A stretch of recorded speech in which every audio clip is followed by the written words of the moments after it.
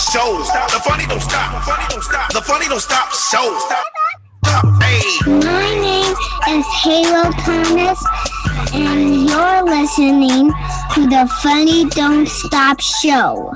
Hey, that's what up, everybody? My name is Halo Thomas.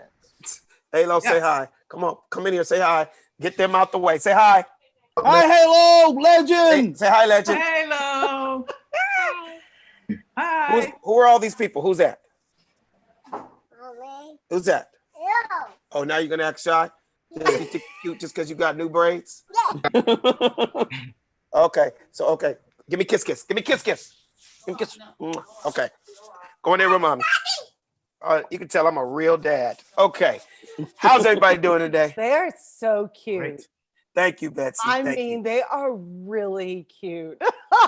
And a whole lot of work. Let me tell you. A whole lot of work, I bet. Oh my Dude, god. you don't understand. When I tell you I'm math, science, PE, Spanish, I'm everything.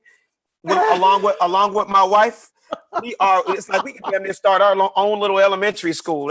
This house looks like a playground right now, okay? Okay. Well, maybe you can prepare to send them to UConn. Hey, trust me. If Halo does good at Campbell Hall, she will be going for UConn, the basketball team, the golf team. Okay, off the subject, but on the subject. Betsy, Yeah. the school you keep talking about, UConn, Yeah. not only was it, rest in peace, Kobe Bryant, not only that was his favorite women's college basketball team, but that was his daughter, rest in peace, Gigi. That was her favorite team. Oh, And- really? Yes, and his goal was right after high school to make sure that she goes and plays on the UConn basketball team. And trust me, rest in peace. If she was alive, she would, with your daddy being Kobe Bryant, and you got skills as a basketball player, she would have definitely been a star at that school. Yeah, their women's basketball program has always been elite. In fact, they have the longest, if I'm correct, I mean, somebody could Google it, the longest, not only the longest winning streak in women's basketball history, the longest in basketball history, men or women. UConn. I think they won, if I don't know, Savvy, like 92 or like 100 games in a row. Like they lost for the first time, like last year. They won literally like 6 years in a row without losing. Wow. The UConn women's basketball team. Yeah. Well, that's how all y'all know it so well then. I'm a sports fanatic, and Savvy is also. Taught me some. Hey, Gigi's number? say it again. They retired Gigi's number. Did they really? So I think they retired the number 2 at UConn. Oh Yeah, that's man, dope. that is really dope. Yeah. That is really, really, like literally, Kobe would fly across the country just to bring his daughter to UConn basketball games. Aww. Like he was really on his way. And what's sad is people didn't know that. He was silently on his way to being an ambassador of women's basketball. It was one of those things where if you knew him and you knew his love of basketball, you would have known how much of a, not just basketball, but a lover of women's basketball. Also, like he supported the WNBA and college women's basketball as much, if not more, than he did for his own NBA league. And I think obviously the passion behind it was that he had a daughter that they found somebody in his daughter that, wow, this little girl loves the game as much as I did at that age. You know what I mean? Yeah. So to have a superstar like him get behind her, get behind women's basketball, it was huge. And it was just really sad that got cut short, you know? Yeah. So It rest is in sad. peace. Rest in peace to Kobe Bryant and his daughter, Gigi. Shout out to the Rest in peace to all the people who were killed by the UConn Absolutely. murderer right now. Yeah. absolutely. There's a murderer on the UConn campus. Tell us about that. I just saw the A story. murderer on a UConn campus? There's Tell a us about it. kid. There's a kid that goes to UConn, and his parents are asking him, "Please turn yourself in." He's murdered, I think, 3 people now. In one day I or don't over know. a period of time? I'll tell you right now. I just saw the Wow. story pop up, and it's basically Connecticut police had a message Tuesday for a college student suspected of killing 2 people 4 days ago Wow. before fleeing the state. Yeah. So he's a student himself. He's 23. Wow. So I wonder, I'm gonna ask Sad a question. Do you A, think that he'll be arrested? Or do you B, think that they'll put their knee on his neck and choke him out until he passes away once they catch him? Jesus. Man, you know, Speak- I always ask the question when when Betsy brings up these questions, what was the nationality? But I purposely didn't at this time because Betsy always goes, why is the nationality even matter? And I think that's, you know, telling in itself because, you know, we've been conditioned as African Americans to always look at, okay, what was the nationality of the person, right? And that will dictate how the response is that police or any kind of law enforcement will take in these situations. So that's important to know. So I think before we even get to Savvy's question will be the old adage said brass question, which is what was the nationality? Right. And I got to back you up on something said. And again, I always have to preface this by saying, Betsy, we love you. You wouldn't be on this show if you weren't cool and down. And I know a lot of our topics, a lot of times, really come down to race. I like to say up front, and I think I can speak on behalf of everybody on this show right now. We are not all saying that all white people are like this. We're not saying that all cops are like this. But in particular, one of the topics that's going to come out of us a lot is this unjust, unfair, ignorant violence towards African Americans. So a lot of times when we ask that question, damn, is he white? Is he black? Because, you know, it really hurts. It's like a sting when this happens. You know, even though we're not related to Garner, even though we're not related to, you know, I could keep, the list goes on the black men that have been killed in the last few years. It still hurts and it stings. So we're always asking that question. Wow, was it a brother? Was it a white cop that did this to a black girl? Like, when is this going to stop? You know, what were you going to say, 100%. Betsy? No, but you got to understand in life and in the world, we got to start moving to where we stop looking at everything. We do have to start to hold people accountable as people, not as a race, not as a color. So yes, there might be a black man that murders someone. There might be a white man. There might be a Mexican man. There might be an El Salvadorian man. Those people are responsible for themselves. Right. You know what I'm saying? I mean, listen, I'm going to be honest with you. We had the conversation. If I'm walking down the street and there's a Mexican guy, a black guy, a white guy, who am I going to be more scared of? What is the most serial killer? What race has the most serial killers out there? Of course. It's going to be, hold on, Alex. Hold on. Okay. It's going to be more powerful if she answers that. Okay, yeah, you're right. What race has it's white, right? Right. White male, serial killer, rapist, torture, put you in the basement. Right. That is what I'm scared of. But listen, what do you see on the crime shows? So, I mean, you just got to understand, and a lot of crime too is, you know, and you say, and a lot of black crime, it's poverty and it's holding people down and it's people struggling, trying to survive. And we just got to get to a place in the world where we can lift people up. And like, you know, I mean, I'm not going to, you know, I'm uneducated. I don't even know. I didn't even know the abbreviation for the college. I am a self-educated as an adult person. You know, I had a lot of problems in school. I grew up very poor. I did not have, my mom was a single mom working, supporting kids, selling shoes. Right. I mean, I did not live a normal life, but we got to get to a point where we stop. And I understand you want to know what race this kid is. I can't even pronounce his last name. Right. I understand. But we got to hold people accountable for themselves. Absolutely. And, and we got to, because, and I got to be honest with you. The other story we're going to bring up in a minute, I'm very glad that woman lost her job. We'll talk. So well, hold on, Betsy, real quick. Hold that thought. I would like to introduce, because we dove in so fast. I didn't get to introduce everybody. So I want to get that out because, yes, we do have a lot to talk about. And Savvy, do not think I didn't forget what you're about to say, because that's a huge topic of something that just happened. So we're going to get on that. Yeah. But I want to introduce everybody. Speaking of Savvy, ladies and gentlemen, the man with this, I don't even know if Savvy knows how many voices he actually does. But we got to give a big round of applause for Savvy Amusing in the building, ladies and gentlemen. What's going on, y'all? Savvy, keep killing it, man. I'm following you on Instagram, man. You keep my day going and keep me from going crazy. Absolutely. In the social world. So hey, keep man, doing what you're doing, man. Yo, bro, I absolutely try, man, because the thing about it right now is what people need is content and with the way that I structure my page, it's very difficult to muster up everything. But thanks to a plethora of things that happens, like Doja Cat self-hate, and the Michael Jordan documentaries and things like that, and current events and news and things that's trending, just keep me going, man. It'll always be something to make jokes about. And when it shows up, here I go.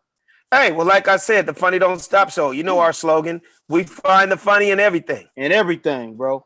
You know what I mean? Even in the sad times. And think about it, you guys. As long as we've all been together, Raul will probably be able to give me a better account of how long we all been together. We've had some great times. And as a crew and as a group, we've talked about tragedies, people passing.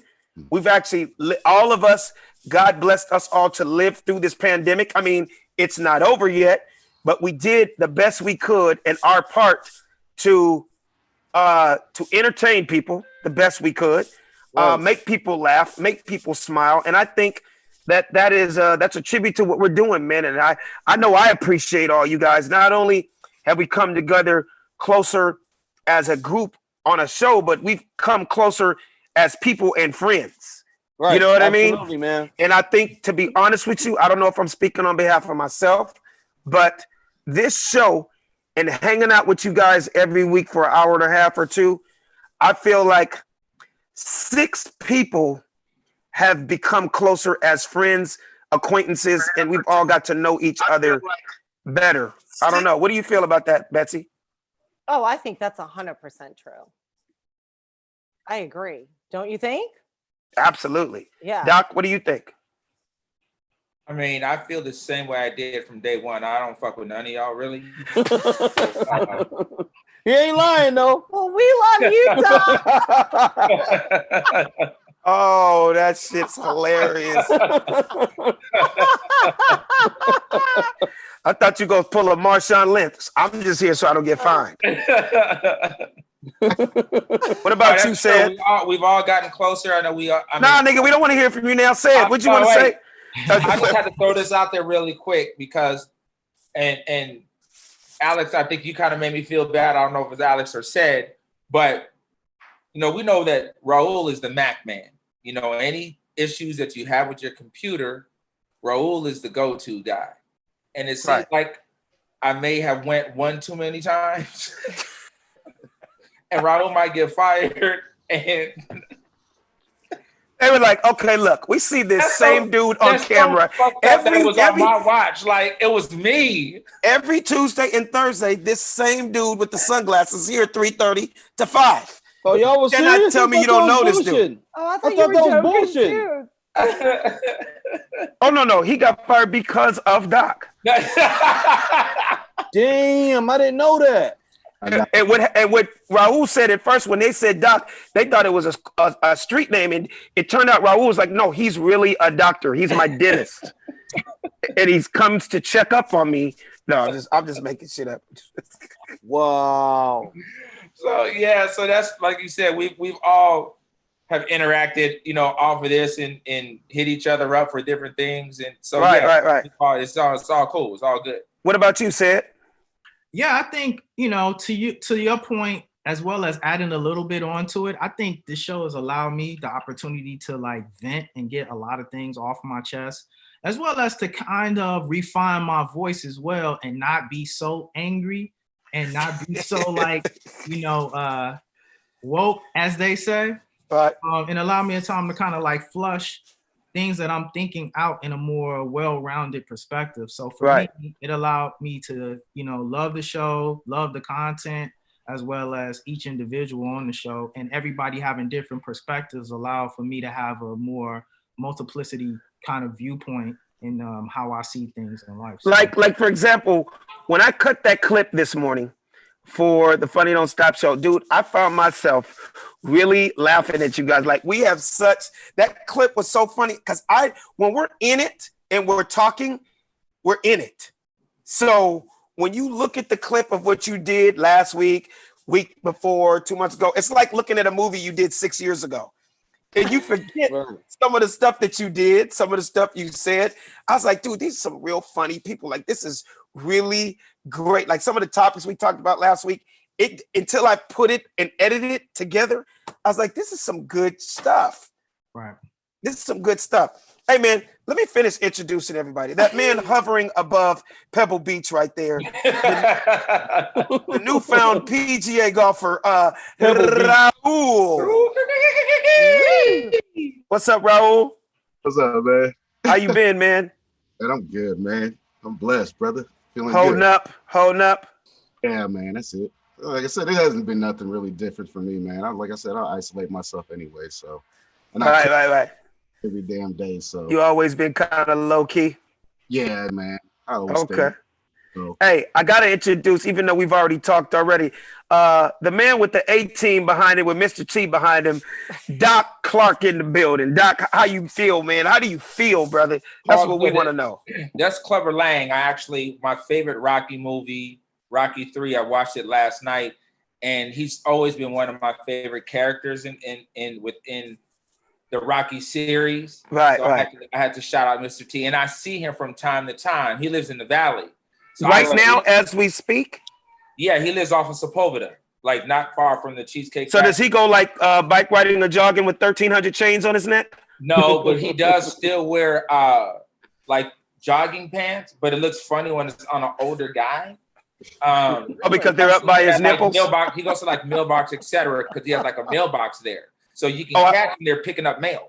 Oh, I thought you meant like, old dudes wear their sweats up high, like look like he got a camel toe and See, now there you go. Now there I'm not you looking go. for that. You said, I'm not looking for that. I'm not looking for that. Look at my camel toe, fool. Hey, but I have to say, I noticed something with you, Doc, right off the bat. This is the first time I have ever seen you in glasses that don't have tint. Oh, well, there you go. Right, there you go. I've never seen you with glasses that look like reading glasses. Are those reading glasses? Well, I'm not reading right now, but these are glasses just to give it a more distinguished type of look. Oh, so you don't need glasses. It's just a look. It's just cosmetics. No, I actually do need reading glasses, and they're kind of like this. So I do use glasses to read. Oh, so that's your studious look, like when you're going into like the bank. Distinguished, like I'm getting my said brass on right now. Just look back, You put those on. You put those on when you go into the bank and you need a loan. These are my interview glasses when I'm going to get interviewed. Right. Those are glasses when you would want them to go, you know what? We're going to give you that $30,000 loan. You know what? You asked for 30, but we're going to give you 50. How about that one? How about that, buddy? Yeah, here's a hint, though. Here's a hint. How about that, buddy? Kind of make you feel white. Kind of make you feel white for an hour, huh? They don't work. Here's a hint. The glasses don't work. Oh, Sid knows all about that shit. That loan got denied. He's got denied several times with them glasses on. Glasses do not work. They still see the skin tone. So it doesn't matter. Oh, so Sid, you're basically saying when you go into Bank of America, don't get them started. Hey, so you're saying when you go into Bank of America, the white guy that's doing the loans like, nigga, you ain't fooling nobody. Nah, exactly. The damn glasses off. It don't matter. No, they've already run that game through the 70s, the 60s, and 70s. We got to change our whole game up now. They're like, look here. Glasses we're not giving you this money. We just want you to know that. Up front. No. Now, maybe if I'm in line with Betsy, I'll come in there with Betsy. There you go. Well, that's the smart move. You have her walk in for the bank and you actually sit in the car. Yeah. Right. Exactly. Don't have me help and then Betsy can say, I'm a graduate of UConn. See how exactly. that all works? And then they ask you the name of your LLC and your business, and you have her say Cox Communications. Cox Communications. And then you will get your money immediately. Like, nigga, before you can get to the car, she got the money. I have good credit, but no, I'm not the person that could ever talk. They would be like, we're not giving you shit. No. Betsy. See, that's privilege in itself. The fact that, Bessie was just born into this earth with good credit. See, when we come out the womb, we I already wasn't come born out with a with 6 good credit score. credit. Just I out Come the out- womb, we with good come out credit. with a 6 Hey, credit. hey, a newborn Why black did baby. you let it said get started, dude? Why Hey, did you let it hey, get I started? wasn't born with, I was born with no money, said. I had to pay bills at 11 years old. I babysat no. a fat kid who beat the shit out of me. Wait. Said, so are you saying a newborn black baby is born with a credit score of 250? Yeah, exactly. Out the womb. Out the womb. Damn. But the only way I could get anything is get good credit. And I started. That is so fucked up. We are rebuilding credit from the time we come out the coochie. We're rebuilding credit. Exactly. You have Because to our build grandmama credit from the day already you're put born. bills in our name. They put Right. they put their bills. Right. You are 2 years old with the gas bill and the DWP bill is in your name. name. Is that sad? Is that sad or what? Yeah. Terrible. You know But how that's I knew real shit though. That's what that's yeah. the shit that we really do. It That's is. real. Yeah. I What were you knew gonna say, that Betsy? credit was important. Let me tell you how I knew how important credit was. When credit cards came out, my mom got one of the Discover cards. We went on our first vacation on a Greyhound bus from Louisiana to Mississippi. Okay. Off credit. Yeah, she bought us like Sunday clothes, and then Right. she went bankrupt on the credit card. She had bad credit my whole life. Right. When you have a mom that has credit like that and can't get shit, you grow up knowing credit is the most important thing in the world. You could not have a penny to your name, but if you have credit, you can figure it out. Right, Yeah, right. Let- That let is me, true. Let me tell you the original OG credit. When you go and you take a people and you force them into free labor and they actually build wealth through land and through workforce, then that creates a credit system for people that don't even have credit through a racial system that we see provided for us today. That actually what created, you know what the first actual publicly traded commodity was? No. What? Blacks, black slaves. Oh, yeah, Very yeah, yeah, first yeah. publicly traded commodity. Yeah. Wow. That's Well, crazy. on the lines of that, we have to did I already introduce you, Said? I don't Well, know. now you did. Guess what? Now you guys all know not broke, woke. Woke brother number one, Said Brass, ladies and gentlemen. Give me a big round of applause. Woke brother number one. Hey, Savvy Said, we really appreciate your insight on this show, man, because I may say a bunch of silly stuff, but then you'll come with like a fact right behind what I'm saying. And it's like a cool feeling, man, because it's like a lot of times when I'm just talking, I'm just trying to be funny. I don't know what the hell I'm talking about. I'm like Betsy, I didn't go to college. I'm not the smartest guy. And I just know how to be funny, man. So Alex, you great are to have- so smart. You're a genius, but keep introducing Seth. thank you. Thank You you. are. Thank you, Betsy. I appreciate that. I'm smart in my own little way, but guys like Said and guys like Savvy, guys like Doc, guys like Raul, man, this is just a great combination here. I just want to tell you guys again, I appreciate you guys. No doubt. We appreciate Yeah, you as well, same man. energy, Sharing bro. the platform with us, man. So let's dive in, man. First of all, first things first, I want to salute all the men and women that served this country, people that died blood, sweat, and tear for the United States of America. Yesterday was Memorial Day, and I just want to say here at the Funny Don't Stop show, we appreciate all the fallen soldiers and the heroes and the people that, put their lives on the line, and to the people to this day that are in the service, we salute you guys, man. I don't know if anybody here on the show ever had anybody in the military. Is there anybody that's experienced the military? Like grandparents. Terry. Yeah. One at a time, Raul. Now I had cousins and uncles that are military in Mexico. In the past? Yeah, well, actually, I got a cousin and an uncle that's in military right now. Wow. But Hey, yeah. man, let me tell you something. When I tell you some of the people I respect the most on this planet are people in the military, because I look at it Word. like that has to be the most dangerous, scary. To me, it's 3 times scary, more dangerous than being a cop, a fireman. Like, dude, it's incredible. I was telling my wife the other night, I remember in 8th grade when they came to this school just to get your name for the ROTC. I knew back then I was lying. Like, oh no, no, no. I am not Ain't going to signing the up. military. I don't even need them to have my name. I'm not signing up. I'm not going to be on anybody's roster. Did anybody here ever think about it? Shit. I thought about it, but hell nah. I was in ROTC 1 year. I wasn't planning. It's you have to be a certain type of personality to be able to be in the military. Absolutely. Yeah, you do. That's facts. Yeah, that's definitely something. Hey, I had a great little. I got a note on that too, Alex. You know, Yeah. I wanted to highlight, you know, speaking on what you said, a lot of people don't know this little known fact or history, and the fact that Memorial Day was created by freed slaves. I saw that. And so a lot of saw the times, whole story. oh, that's great. I actually read up on that story today. I mean, I want you to get deeper into it, but I'll just start it off and you just finish it. It Mhm. was actually several, if not 1,000 black soldiers that were killed in World War I, and they weren't given the proper memorial service. So the people in that town in South Carolina, all the black people came together and did the proper, they did a mass grave for all of the black soldiers, and they just literally threw them in the dirt. And the black people in that small town in South Carolina was like, no, this is wrong. This is unjust.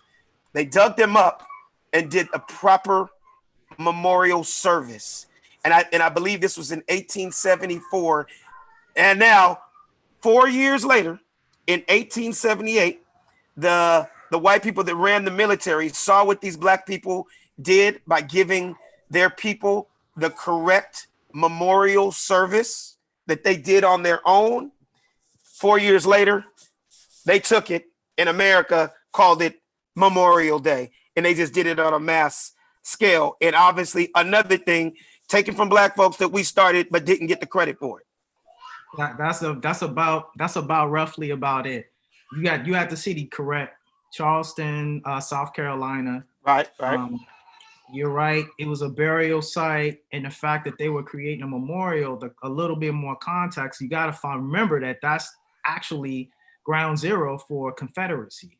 So the fact that, you know, even though the Union had won, so yeah, that's one correction. It wasn't World War I. It was the Civil War. Okay. So actually, we just seen the Union defeat the Confederacy, and it was around 1866. Okay. And so what you see is that although the Union had won, you still saw pockets of the Confederacy that was still out there. So the racist people that still live within this defeated town of South Carolina didn't want to see Union soldiers with so happened to be blacks, and they fought off. It wasn't just they fought for it. They were fighting off a contingency of Confederacy that were coming against them in this burial ground. And all of not just the soldiers, but the citizens took up arms. All the free black citizens took up arms to fight back against the Confederacy, which is so funny in itself because we don't even see the ratification of black people at this time or the freedom of black people at this time, but we're still fighting for the country's name to uphold the Union freeness. And so that's a little bit more context to the story, but you're right. After they defeated this kind of last contingency of the Confederacy, you saw them celebrate with the parade, and then they would continuously celebrate this through a memorial celebration of defeating these Confederate Army contingency. And then later on, the actual federal government picked this up and created what we call today Memorial Day. But there never was a holiday to celebrate Union soldiers or anybody that fought for the United States. Well, thanks for that insight, man. Like I said, a lot of times, man, you know, you might be able to tune into the Funny Don't Stop show and not just laugh. You can learn something. Thank God for Fact Man. Right. Speaking of Fact Man and speaking of Memorial Day, we started off our Memorial Day on a little good foot Saturday. Me, Raul, and Sid played a little golf, par 3, down at Witset. We had a ball. There we go. Oh, check them out. Yeah, man, we had a ball. Nice little relaxed part 3. Did you have fun, Raul? Man, I had a blast, man. I haven't been on a course probably in about almost 2 years. Right. Yeah, I mean, I've been playing for almost every day now. But you got the bug now. That's awesome. So I Can't hear you. got my whole set of clubs coming in tomorrow. Oh, I know you're excited. Yeah. So yeah, I mean, I bought about 3 outfits. Got some shoes coming. I'm telling you, man. Smiley, you say, man, if you don't play good, you gotta at least look good. Damn. Absolutely. Hey, man, the joke with me, all my boys have been playing with me over 20 years. When I first started playing golf, they're like, Alex, eventually your game is going to catch up to your outfits. Because I'm telling you, I was saucy. I was out there looking like I was on the PGA Tour, couldn't hit a ball 3 feet. But I looked like I was on the PGA runway. And said, did you have fun, man? Oh man, I had good fun, man. I love getting out there. I feel a little bad because I felt like I was the one that was really intense, like trying to make sure my game was tight because I've been practicing so much and I hadn't been on the course in so long. So I really had set some goals for myself to actually do well. So I was happy for the first time to only be like 3 or 4 strokes behind Alex, even though Alex wasn't even playing hard. Oh yeah, I was more in teacher mode. Yeah, you know what I mean. But it's definitely good to get back out there. You know what I mean, and we just got to try to do it a little bit more often, and everybody work on their game. You know what I mean? Oh yeah, right. And then eventually we got to get Savvy and Doc out there. Then we'll have the funny don't stop foursome. Yeah, I definitely wouldn't mind learning, man. I went to a couple of golf beats with Red Grant a couple of years back. Oh, okay. But I had no idea what I was doing and nobody to teach me, man. So, and then maybe we'll get Betsy dressed up as a Hooters girl, and she could be one of the sponsors. All right, the drink cart. I just think I listen to Alex talk about his golf outfits, and I immediately could totally see Alex having a golf clothing line. Don't think, Betsy, don't think I haven't already thought about it. Yeah. It would just be too much going on right now. But yeah, trust me. It's like it's coming. You are like fashionista, and it would be awesome. Well, you know what it's gonna be called, right? What? The Inglewoods Golf Line. Yes. It's great. Come on, Inglewoods Golf Line. I am the ghetto Tiger Woods. They call me Inglewood. So yeah, peep the hashtag, and you'll see how serious I am. I love it. So let's move right along. I don't know if you guys know this dude. I try to keep up on Instagram who the new rappers are, even though I think a lot of the new stuff is ignorant as hell, but I still look at it because it's so much comedy going on. But this is rapper. His name is Sauce Walker. Does anybody know who Sauce Walker is? Absolutely not. Never even heard of him. He's out of Texas, Houston, Texas. But he says that him and his girlfriend have made over $2 million in fans only in the last 3 months. Wow. I can believe it. And what type of content is on their page? And that's what I was going to ask somebody. You've heard me joke about this, you guys, but I honestly don't know how it really works. So I'm asking anybody right now, can somebody please explain to me how this fans only works? Because I'm trying to figure out how can this dude really have made $2 million? Is it just you pick a price for your content, or is it the amount of videos you put up? I don't know. You're a social media guru, Savvy. What would you say? What do you know about fans only? Teach me. The only reason I know like the basics, because this one chick that was trying to she was trying to what's that word I'm looking for? For you? Nah, it's a word. Oh, extort. She was trying to basically extort Snoop Dogg with a sex tape. Yeah. So this chick, she ended up making almost $100,000 in a month because she was advertising, hey, I have a sex tape with Snoop Dogg, so subscribe to my fans only account and you can see the sex tape. So the reason I know the way it works, it's subscription based, and you charge whatever, $5, $20, $30. Depending on your content. No, it just depends on what she sets. You know, she can no. You said depending on what? depending on what she said. You set your own price. Yeah. Home price. No. That's what I mean. It's kind of like, you know what? It's kind of like Savvy. It's kind of like Cameo. That's exactly how it is. The bigger the celebrity you are, the more you can charge. Yeah, that's exactly how. It's just like if you got a regular Instagram model with a big butt or big boobs or whatever, she'll say, okay, I have a nice body, but a lot of people doesn't know me, so I'm going to charge people $15 a month. But if you're somebody like Black China, you can get $50 a month, you know? Yeah. No, not a month. You mean per video, right? No. It's No. I think they make, and people keep logging You can see on. any video. All you got to do is subscribe. All right. How I'm lost. does your membership work? So it's like Patreon, basically. What's Patreon? What's Patreon? I want to hear all this. Start. You go first. Say it. What is Patreon?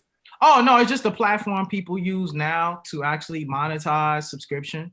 Is one of them called Patreon. So a lot of people, because they're getting flagged on YouTube, right? You can go to private. You can go to private social media or web portals to actually monetize people subscribing, but they don't put any limits on what you can put on there. So yeah, that's what's kind of going to be my next comment / question to everybody. From what I've heard, because I still have never seen this yet, from what I'm hearing, fans only, you can do nudity, you could do porn, and that's why these girls that are basically showing you their uteruses on Instagram, the next level is if you want to see inside me, right? Yeah, that's for fans only, and then you got to pay blah blah blah. Right. Pretty much, right? Right. A lot of comics are doing fans only accounts right now. Everybody's doing comedy on them. Okay, but I still don't understand, Betsy, the comedy part of it. I don't either. I had another chick comic say, Betsy, you got to get on this. Like, come on, girl. What are you doing? Like, I'm making so much money. That was different. Yeah. What'd you say, Doc? That was just the bait. She was telling him. She really wanted Betsy to have her titty out. So there was exactly. Pretty much. Yeah. So Betsy, is that it? You have to tell jokes naked? You know, I don't know what the I really honestly I don't know what they're doing. I should sign up for one. No, what they're doing, Alex says Cass is doing stand up. Right. So if you're somebody that people have a following base and you want to see my stand up act, now you're getting basically a direct deal. So where you would necessarily buy a CD, you can come and see my exclusive material. Pay this much and you can come and see me as a comic, see my exclusive material, and or you can see me live. Right. So hey, I'm doing a live comedy set. Me and say 5 up and coming comics. You know, a lot of these. No, I hear what you're saying. Now I got it real good. Now that you say, wait, say what you're gonna say, Doc. No, that's a question that I have. So there's live content as well, so you can go onto somebody's page and see what they're doing right then and there, or is it stuff that has already right then and there?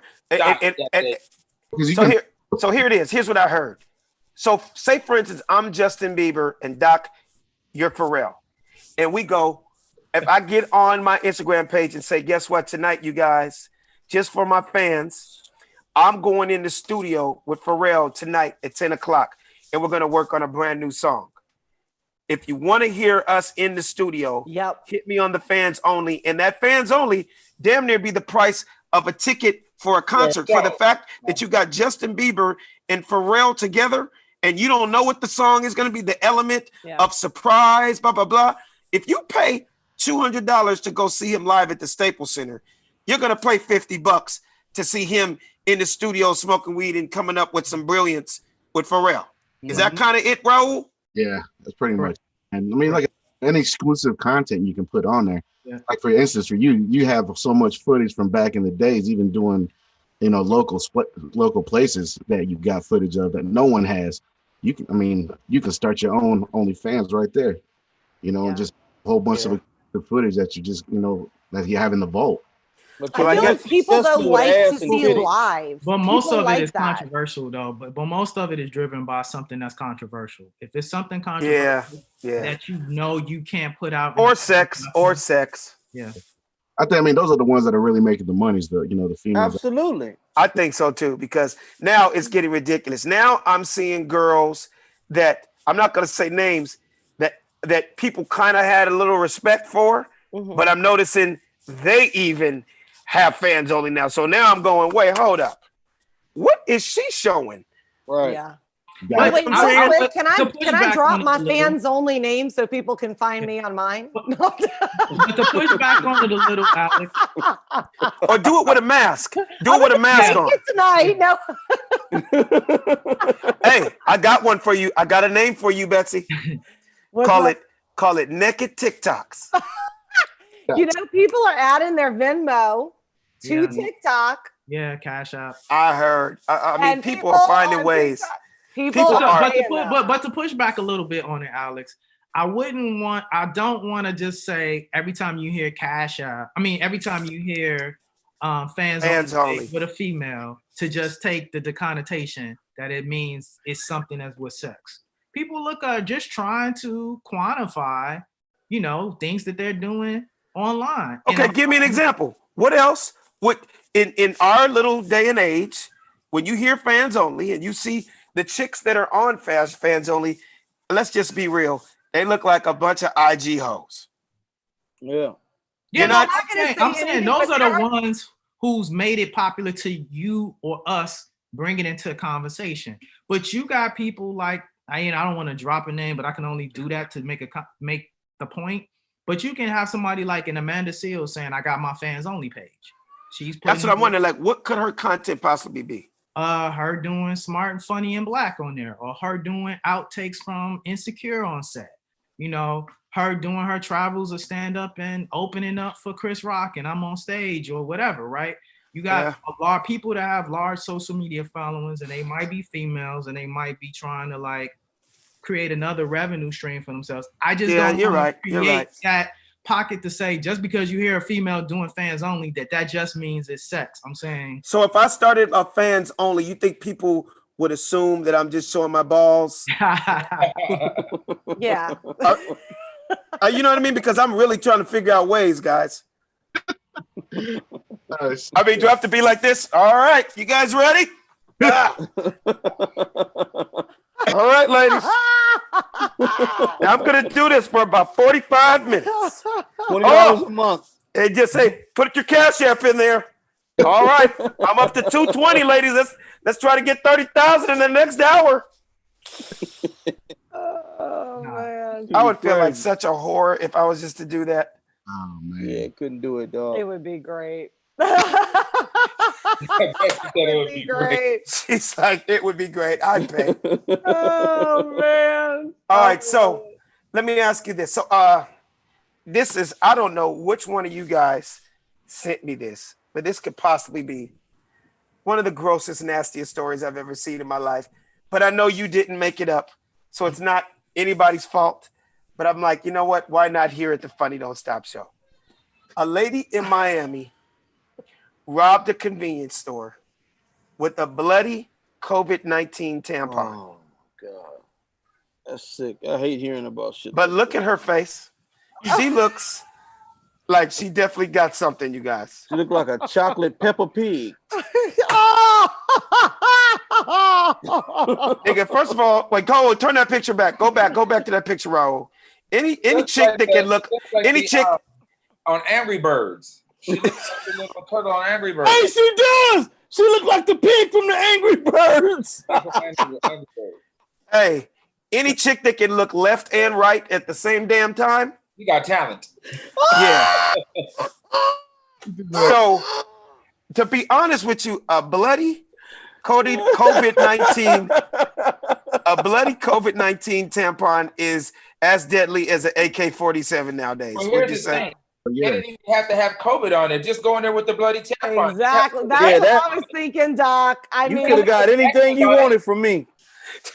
Yeah, exactly. That's exactly what I was thinking. Yeah. Okay, now go back to that picture of what the guy said. She held me hostage with an old tampon soaked in blood, kept coughing and sneezing and spitting all over me. Oh God! God damn. So when did he die? Right. Yeah, that's And what's crazy is you want to go, was that premeditated, you guys? Did that little Peppa Pig think of that ahead of time. Poor Pepper. Let me tell you something. Tampon sales are skyrocketing now. You're not even going to be able to get tampons soon. Gun sales down, tampon sales up. Wait, Betsy, speaking of that, how were the sales of those during the pandemic? Like we hear about all the other things that everything ran out and lines around the block. I didn't hear too much about tampons. Was that something that was always in stock or were those low? You know, that's a damn good question. As a female, I am so stocked up on tampons. I will be good if an earthquake hits and I cannot leave for 2 years. I'm good. So Okay. I'm okay. I was wondering, bro. And I tell you what women's priorities are. They stocked up on tampons, but yeah. But the cookbooks and putting that cooking skills to use, they don't have that though. They ain't ready. We don't. They'd be clean. They'd be clean as hell and starved to death. Yeah, right. Exactly. Hey, it's called the pandemic diet. I know, right? Hey, did you guys see the pictures of Khloe Kardashian's new face? Oh man, there's no way that's her. That cannot be her. Okay, let's start with you, Doc. What do you think? And just leave this here while we're talking, Raul. I'll start with you, Doc. I'm listening. I just well, the very first picture on top, she looks like Rocky Dennis as a brunette. So you know who Rocky Dennis is? Of course. Of course. So she looks like Rocky Dennis with that. So I could see why she would want to switch that up. I feel you on that face. Right.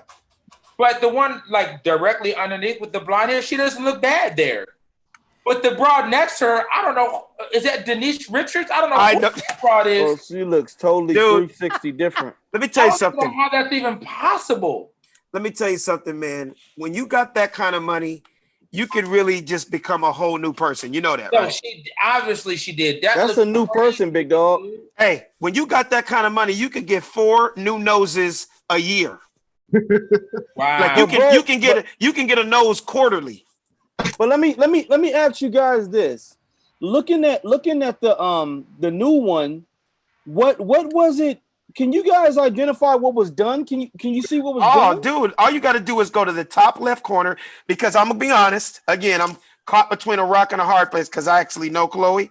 And Khloe's cool as hell. I've known her for a long, long time. The picture all the way up in the left top corner. Right. I'm gonna give you a year because I was hanging out a lot in that circle that year.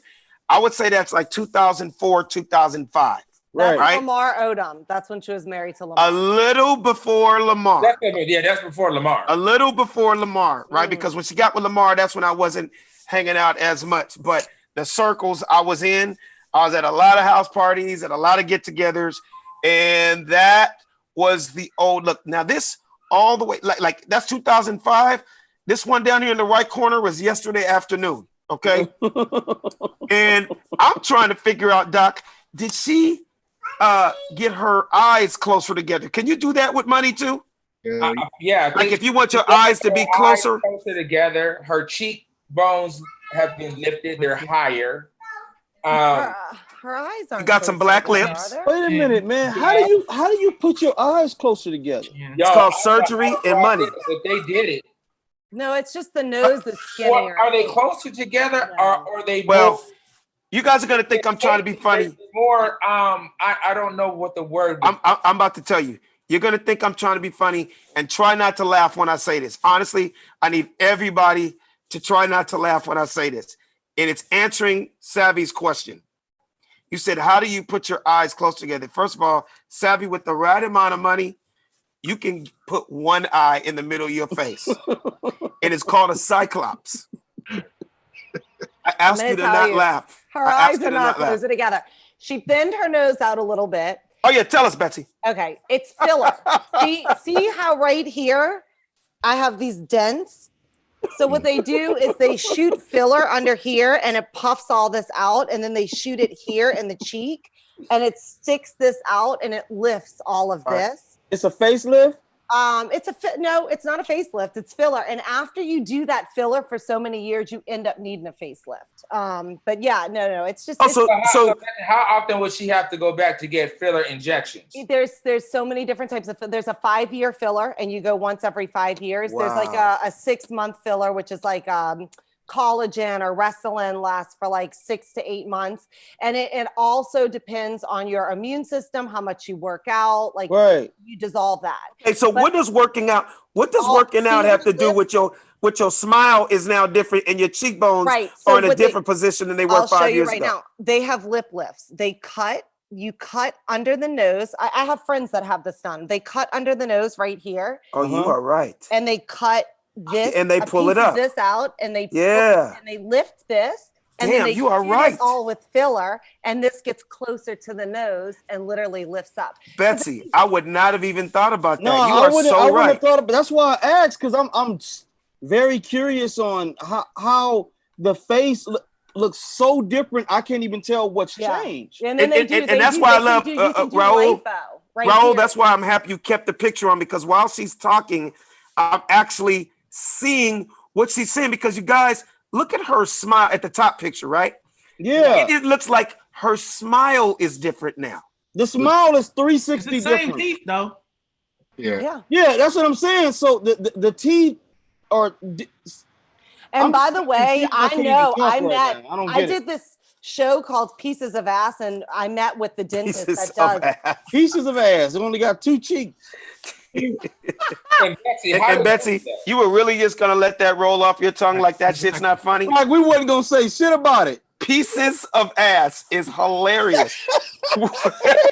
Betsy, do you not know that you're funny? I didn't create the show.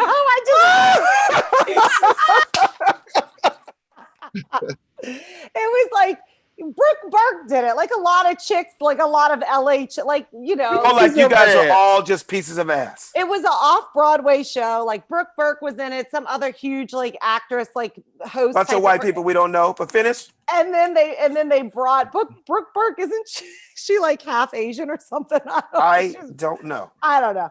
Anyway, she's something. But no. But then they brought it to LA and they did a 10-year anniversary at the Fonda Theater, and that's what I booked it there.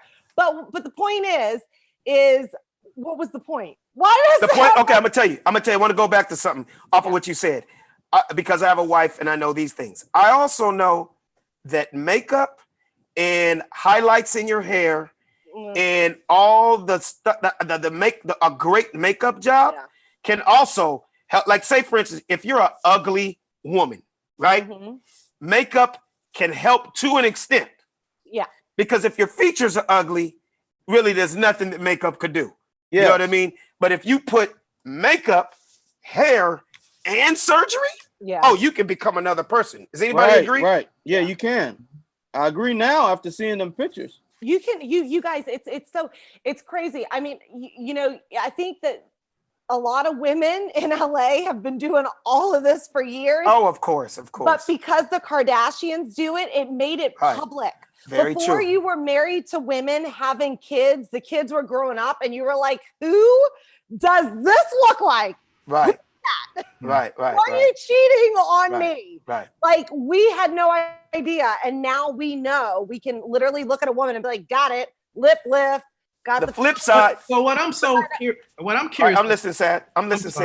No, go, Sad. What I'm curious about is, although we always have these issues racially, why does it always come down to the fact that everyone's trying to have the features of African Americans or so-called African Americans? Why are women trying to have bigger lips? Why are women without melanin trying to have darker skin? Why are bigger women asses, trying to have everything. bigger butts, right? What is it about African American women, so say, since we're having a subject about women, why is it that these women are trying to seek these features, even though this class of people already has been deemed as a lower class of people? But the psychological part of it is these women are also trying to look like them. So well, you say that but Latina women have big butts too, thick legs. So let's say, so that's why I was trying to be careful with my words. Non-melanated versus melanated. So the features of non-melanated people what is it about them seeking the features of melanated people? Okay, let's put it this way. Now we'll say this. There are white people with huge lips. There are white people with huge butts. It's all different. Me and my sister were just talking about this on the way home. It's a different body style. Like I have long, skinny legs. And even though I have a little waist, my stomach's smaller. So I don't have that 6-pack stomach. I have friends that are tall with shorter legs, longer butt. I mean, everybody's different. I would say that the Kardashians have big butts and they are the staples of what everyone thinks that they want to look like today. They are what everyone looks up to and wants to look like. And they just happen Well, to be you do very know that tall, even people in were butts. trying to get bigger butts before the Kardashians got bigger. I don't know about that. I don't know that. Wait. Say that again. Say what you said again. I was saying that there were people trying to get bigger butts before the Kardashians. Oh, absolutely. You know what it is, Betsy? It's like this. Because these girls have blown up in this world of reality and they're looked at as superstars now. Damn, Kylie's a so-called billionaire now because of her lipstick line and this and that. Again, trying so hard not to bring it back to race, but it all comes back to really honestly what you're talking about, said. I feel that women that aren't black love so many things about black women as far as features. I think they're going, wow, I'd be so much better if I had that butt. I'd be so much better if my lips were. That, but look at all the women. women. But to Betsy's point, she's saying that that's not synonymous with just black people. She's saying that, hey, them wanting bigger butts is just them wanting bigger butts. It has nothing to do with. Oh, so you're saying, Betsy, it's not. Yeah. Is that you talking, or do you think on the majority of like white girls that love the culture and they know they have flat asses, they know to get a black dude, I got to go get some big lips. I got to go big lips so he'll really like me. It's Asian girls getting butt implants. It's black girls. It's every race of every girl. I'm friends with 2 plastic surgeons. Guess what? Ever since the Kardashians, everybody started finding out what they were doing to their butt. Right. These doctors are around the clock. Oh no, definitely. No, I agree with you. There's commercials. Yeah, I mean, this is and by the way, African American women, there are docu series of, and especially one in particular that I watched. One of the most beautiful women I've ever seen in my life almost died getting injections in her butts. K. Michelle. It's every race of people. No. I hear what you're saying.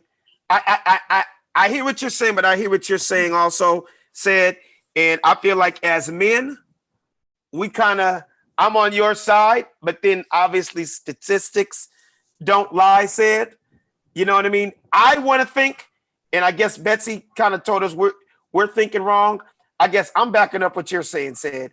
I think because the hip hop culture is bigger than it's ever been, because of, I just hate having to always mention their names, but because of the Kardashians and what they have done with this so-called culture, the young women out there right now between, let's just take 15 to 25.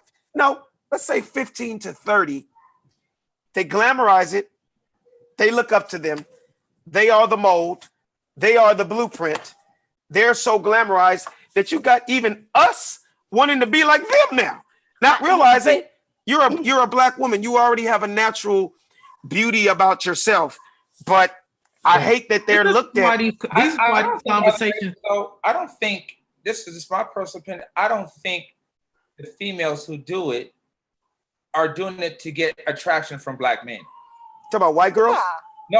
No, all girls, every race is doing this. Accentuate their frame, so they do plastic surgery and all that. I don't think the mindset is, I'm gonna do this, so now I'm gonna get me a brother. I don't think that's why they do it. It becomes an addiction, but you got to remember, Alex, I'm just because you guys, I'm a woman, so I know in the 90s, like I was born with big boobs through high school. I had a full C, plump, huge tits, a little bit of a Buddha belly, and bird legs and a bird body. All people called me tits on a stick my whole life. Here comes tits on a stick, tits on a stick.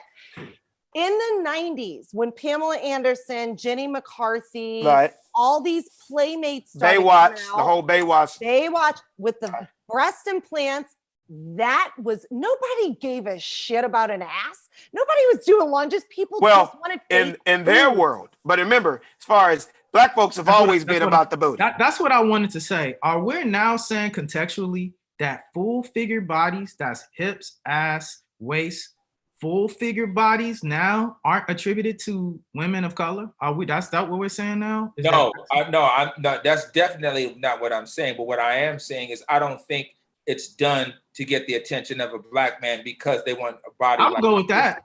I will go with. I'm not saying they don't want a body like a sister, but I don't think they want a body like a sister to attract a black man. Yeah, that's the point that I think Alex was adding on there. I never said there was that goal to attract a black man. I was just making the point that how ironic that we have now created the so-say prototype woman that is black. That is now the standard for beauty amongst all nationalities of people.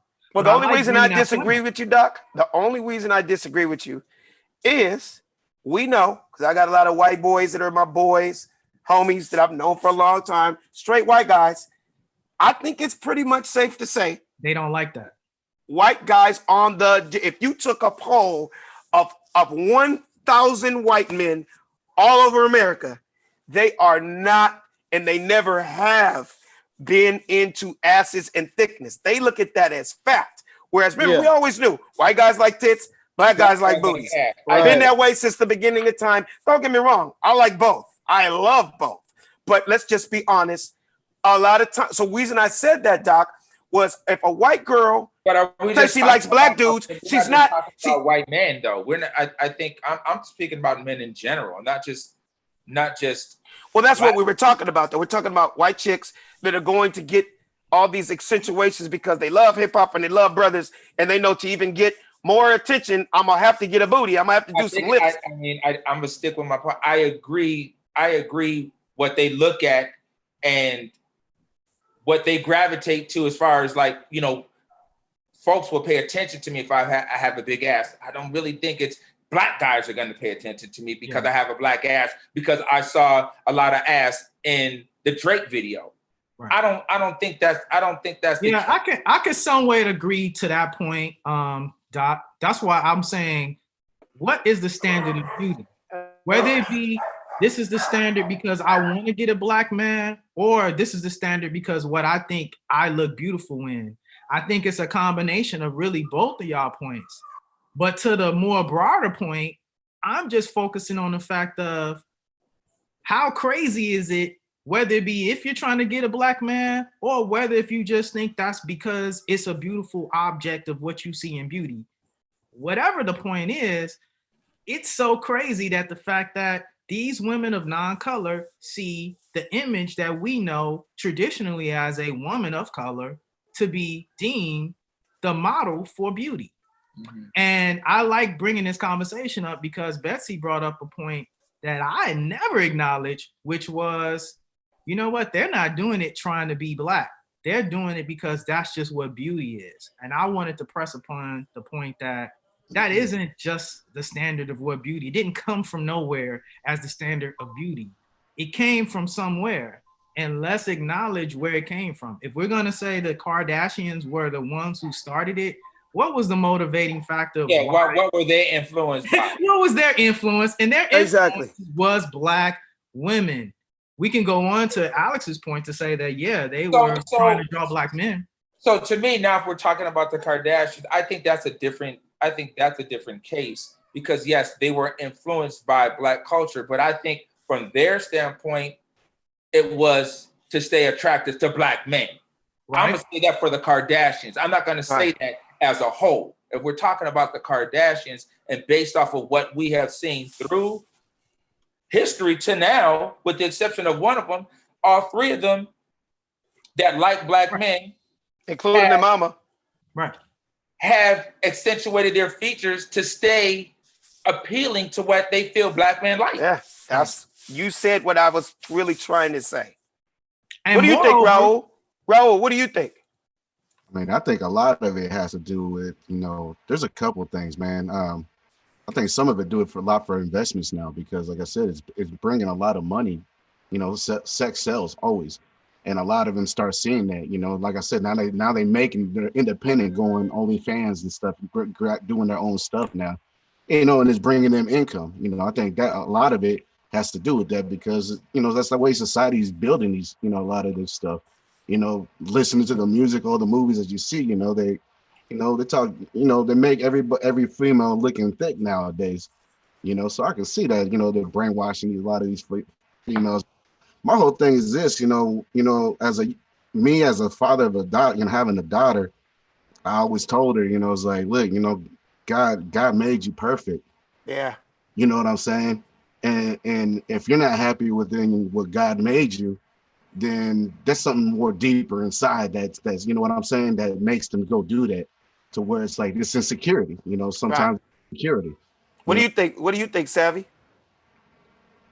Man, I feel several ways about it, man. I feel like the Kardashians, stemming from them, they did want to attract black men with bigger asses, big titties, and big lips, or plumper lips, because they feel like that image will also sell. Like it'll make you more of an icon. Like, Chloe, with all due respect, probably wouldn't end up getting no modeling deals if she would have stayed that first Chloe times that second Chloe. Kim probably wouldn't be as huge as she was if she never got bigger boobs or a big old butt, because that's just like the standard to what they feel is more marketable.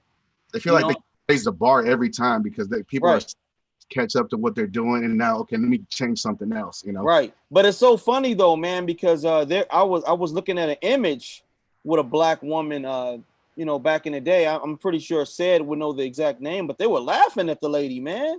They were pointing at her and clowning her for having a big butt and all of that, and now that's the standard to what they feel that you're supposed to look like to be sexy.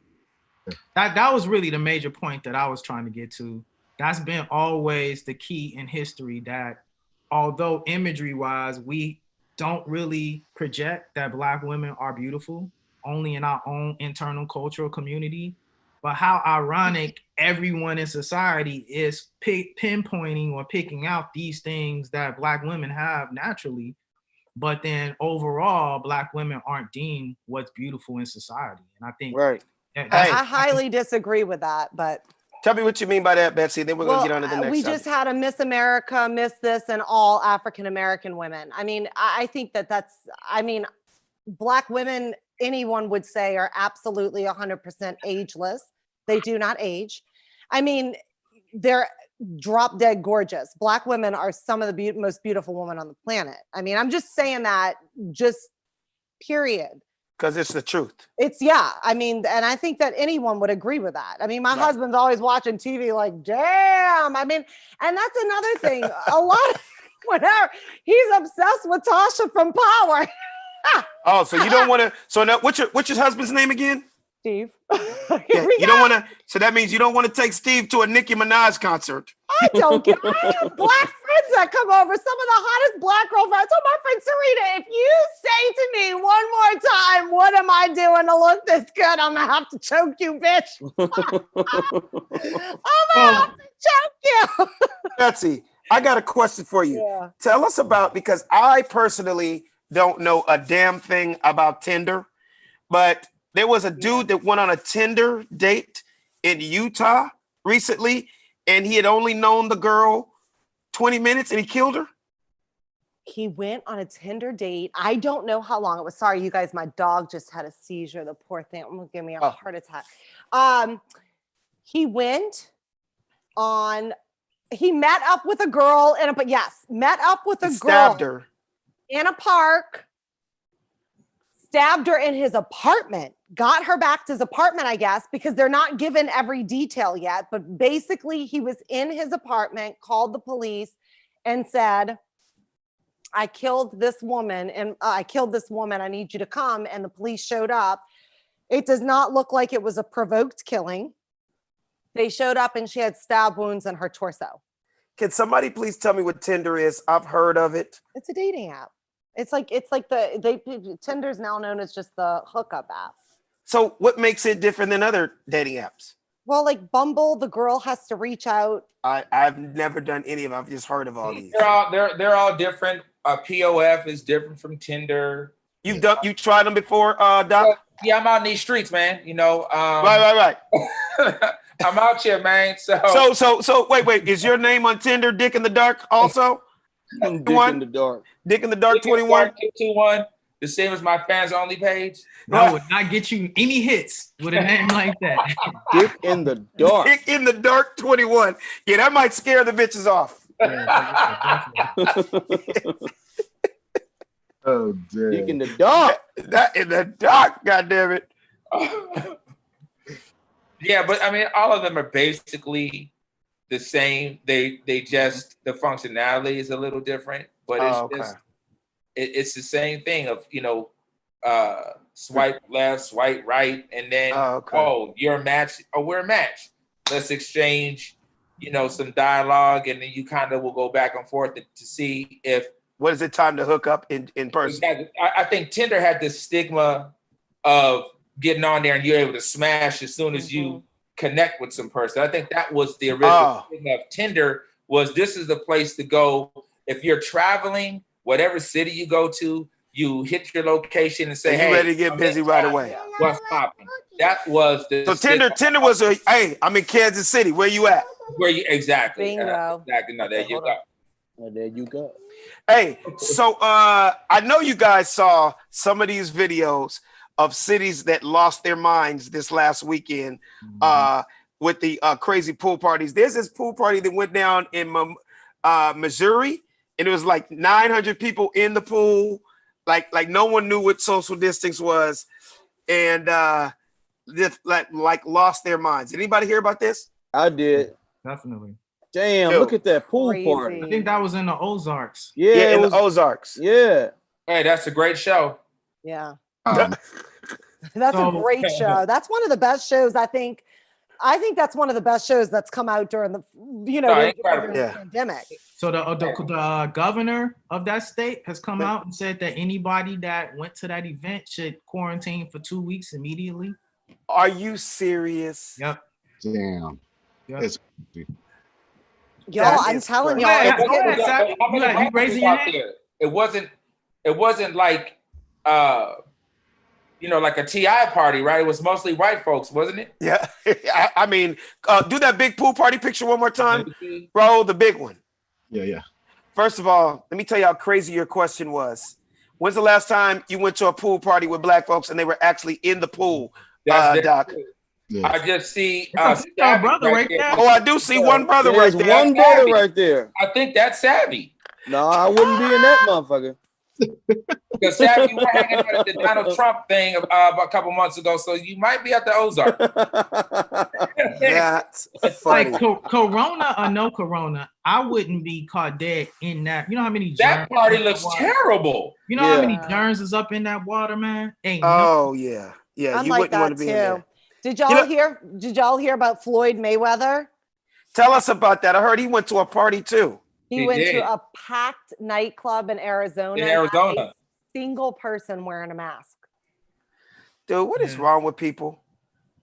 This just proves, okay, I get it. We all hate being locked down and everybody wants to get out, but it's like, dude, you gotta be smart in how you're gonna come out. At least have your money team mask on. Exactly. Something. Yeah, they just deemed COVID-19 over themselves, man. They just said, "Fuck it, it's over. We going out." Or to add to what you're saying, Savvy, they're like, "I made it this far. We're almost out of it. I should be good." Well, that's what they say. I wonder if we're ever going to be out of this. That's how I'm starting to feel. What do you mean? What do you mean? Explain. Well, we might get another wave. And did y'all hear that they just said that it's like such a small possibility that you would be able to get COVID from touching surfaces? Yeah, I but remember, that. They said that in the beginning, right? Like with touching boxes, touching tabletops, and they said it lived for so long on cardboard and then this long on plastic. So wipe it down. Now they're saying there's such a small percentage that you would even get it from that. Yeah, we don't know. At the end of the day, all of this is just matching up to be, we don't know nothing about this. Exactly. Just be as clean as possible. About how it's, passed on. We don't know anything about how to cure it. We say got this same little animated little graphic that they always draw with the red, with the little stings out and say, oh, this is the COVID virus, right? And I think that at the end of the day, the most sane thing that we could say is we don't know what we dealing with. I just heard the other day that wearing a mask actually hurts your immune system. Man, people are gonna say all kind of stuff.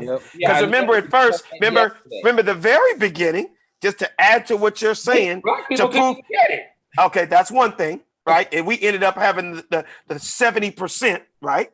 Another thing, if you guys could remember, they said that if you wore a mask, that meant you were the person with it.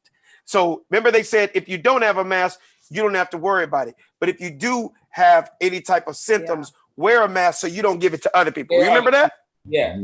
So it's all over the place, man. And then they said oh, N95s are nothing. Then it turned into, okay, any mask is better than anything. Man, it's I don't know who just said this. I think Said just said it. It's all over the place. No one really has the answer, but all we can do is try to be as kosher and clean as possible. Stay sanitized. I mean, this is just good humanitarian skills. Just be clean in general, whether we had a pandemic or not. Yeah. Right. Wash your hands when you're going out in public. Once you use the bathroom, before you eat your dinner, don't put your hands in your face and you just played outside in the dirt. You know what I mean? Like common sense type things. Right. Yeah. But common sense ain't so common. And so that's the problem when we dealing with in today's society. Well, I mean, what do you think when LA opens back up? I mean, we're starting to open back up slowly. They're saying they're trying to figure out something for churches. What do you think is going to happen when we open back? People are going to be flocking out. Well, first of all, they're already flocking out. Yeah, they're already out. They out. The gates subliminally opened yesterday. Yeah. With Memorial Day, because that just happens to be a day. Memorial Day is one of those kind of days. If you're the type of person that never goes out, Memorial Day is like your weekend to be like, you know what? I'm gonna take my ass outside. Right. You know what I mean? So subliminally, I feel like, and especially since they're saying kind of like June 1st, the malls are supposed to be opening again. June 1st, hair, nails, salons, all those kind of things are supposed to open. So yeah, remember, we live in a city where people come here just because of the weather. Yeah. So yes, you're completely right, Betsy. People are going to flock like crazy. Well, we got the type of governor that he ain't playing around, man. So I'm always in fear of what will happen when we actually do go out and how judiciously that's going to affect us, from a policing and law enforcement perspective. I'm always concerned about that. Hey, I got to talk about something because it's something that just happened yesterday, man. And I'm just sick with this. I've watched the video 5 times today. And man, when I tell you, it just bothers me and I'm hurt by it. You already brought it up, Savvy. I'll let you lead, run the point, and I'm just going to add in to this brother that was just murdered by the Minneapolis police last night. Tell them what you saw in the video, man, and I'm just going to back you up. Yeah, basically, I saw the video this morning too, man, and I don't have details as far as names and everything. I haven't read the article, but it looks like some Minneapolis police had this man apprehended. He was cuffed from an angle you couldn't see. There were already 2 officers, one knee on his 2 legs, one and one on his neck, and one on his back, and then the lead had his knee on his neck. The man is screaming, saying, "I can't breathe. They're gonna kill me, man. They're gonna kill me. Right. Please let me stand up. Just let me stand up." The cameraman is telling the officer, "Hey, the man is cuffed. He can't breathe. He can't move. Let him stand up."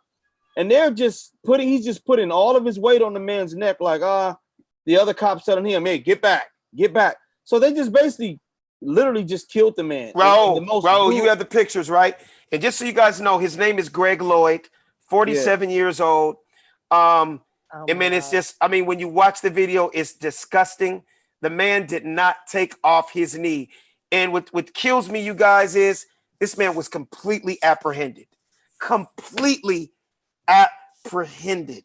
Yep. And that man kept his knee. Me and my wife watched the video 4 or 5 times, kept his knee on his neck. Wow. For about that what you see right there, leave that right there, bro. And I'm gonna talk. It may be tough, but just listen. I cannot watch that. What you see right there, that man had his knee exactly like that for almost 6 minutes. When Greg Lloyd, the man that's on the ground, he kept saying, I cannot breathe. I cannot breathe. I cannot, till you literally hear him fade away. And he dies right there in front. That the brother off the camera was like, yo, man, look, I tried out for the cops before, man. This is not the procedure. And this man, when I tell you, this cop did not let his knee up until he was dead. And here's the sad part, you guys. Not even until he was dead, Alex. Until the paramedics came to actually put him on the gurney. He was already dead, and he still had his knee on. Absolutely. So we witnessed him. True justice.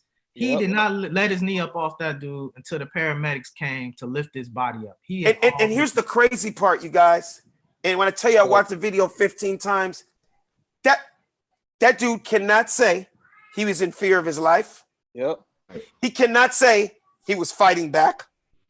Handcuffed, man. Even if the dude, let's just say the dude had a gun, how can he shoot you and his hands are handcuffed? Right? With 2 other cops on his back. 2 other cops on his back. So when the paramedics came up, I wonder if you peeped this in the video, said, when the paramedics came up, we all know, Brazy brought this to my attention. Any paramedic that pulls up to a scene, whether it's a trauma or somebody breaks somebody's legs, the first thing they get there is, were there any witnesses? Did anybody see anything? Give us a little information so we can assess this situation, correct? Yeah. Those dudes got there, and you guys will all watch the video on your own.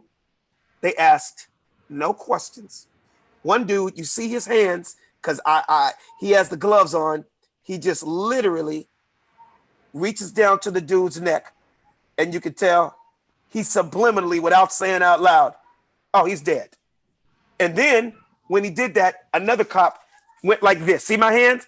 The cop went like this without telling officer, whatever his name is, like, dude, you can take your knee off his neck now.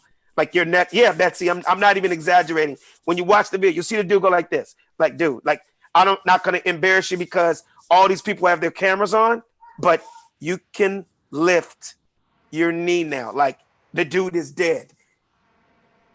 Yeah, I'm wondering if this story is going to take national news and national. Well, it did. They already got fired. It's all in the news today. Oh, they got fired for murder? I know, Oh, and that's exactly what I said. And that's exactly what I said. Alex, calm down, Bambi. Speaking of that, I'm glad you said that because that's exactly what I said, Betsy. So since this happened last night, you guys, anybody that turns on the 6 o'clock news tonight, it's going to be the #1 thing on the news. They got fired immediately. Obviously, the word is fired, but these dudes are the dude that had his knee on the neck, he's definitely going for murder. Now, it comes down to, are the other cops accomplices? Could somebody have said, whatever, let's say, give him a name, Officer Falowski. Get the fuck out. I want to be clear on a few words. Take your knee off now. Did they say that they have putting them on a leave of absence? Oh, no, I don't have all those details because remember, said it just happened last night. It's just on all the blogs, CBS News, ABC News, 11, everybody's saying the first part is those dudes have been fired. Obviously, it just happened yesterday, guys. Okay. And when I tell you the video is so clear. And I seen the video. It even speaks to even more volumes. You see the dude's life. They do a close up, and so you see the dude foaming at the mouth. And yes, and his nose started to bleed. Even in the still, you can see the white off the side of his mouth.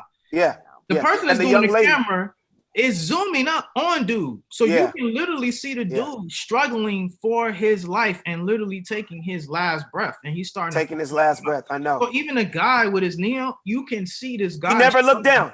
He never looked down. Did you notice that?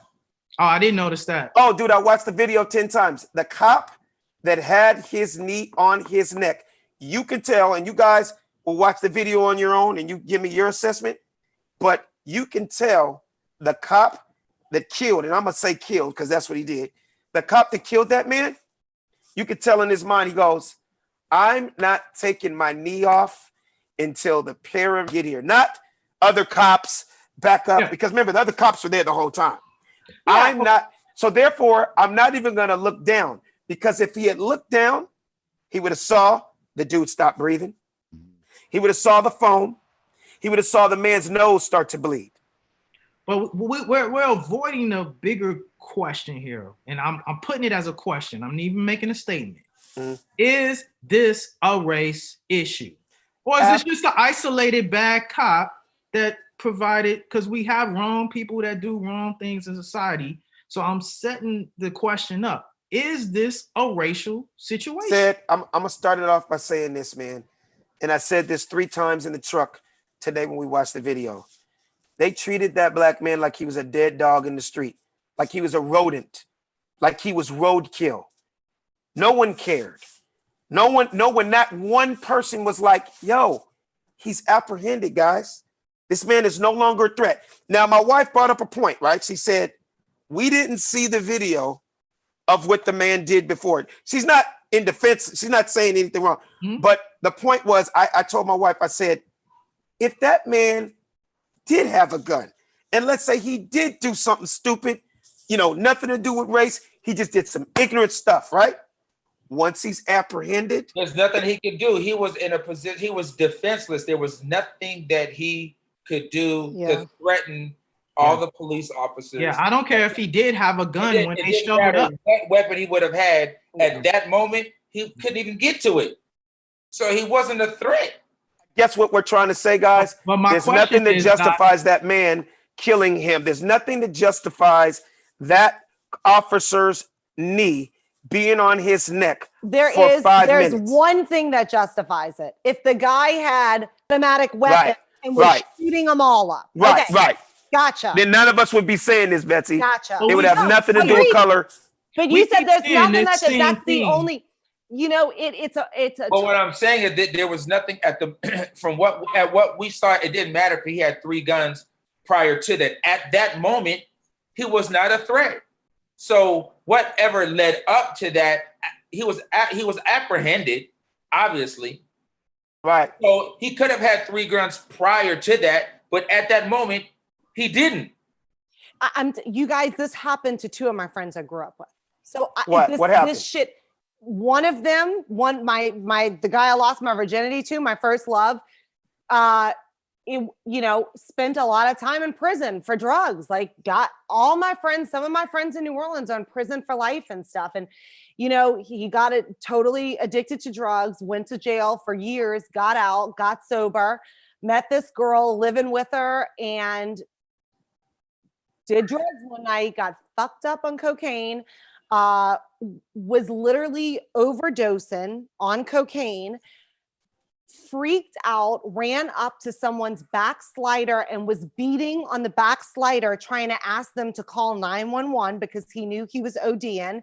They called 911. They thought he was trying to break in and he was really just trying to get help. They handcuffed him so tight and he kept saying, I can't breathe. I think the cuffs are too tight. And he was trying to explain to him he's overdosing. They walked in to talk to the people and were like, fuck him, left him in the back of the cop car. And when they got back, he was dead. Another friend of mine, same handcuff situation. He was. So I guess my question is, because we keep having these conversations. I'm not saying we as in the group. I'm saying we as in society. We keep seeing these things happen. Are we avoiding the greater picture in this happening to African-American men by law enforcement, by society? We just had Ahmaud Arbery happen. Is this an issue with race that's being perpetuated upon us as Black men? Can we deal with this situation from that lens first, or am I wrong for even citing that as the basis to how to even deal with this situation? Or are we always to deal with this situation just from a humanistic standpoint?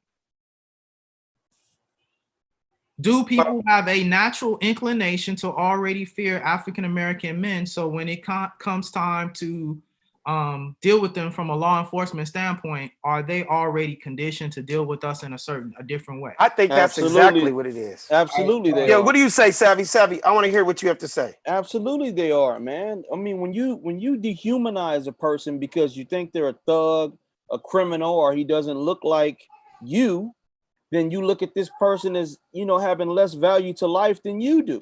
It's clearly, I mean, when you put your foot or your knee on a man's neck and literally hear the breath leave his body, and you do not remove that knee, then you don't look at this individual as a human being, man. Absolutely, and that's what I'm saying.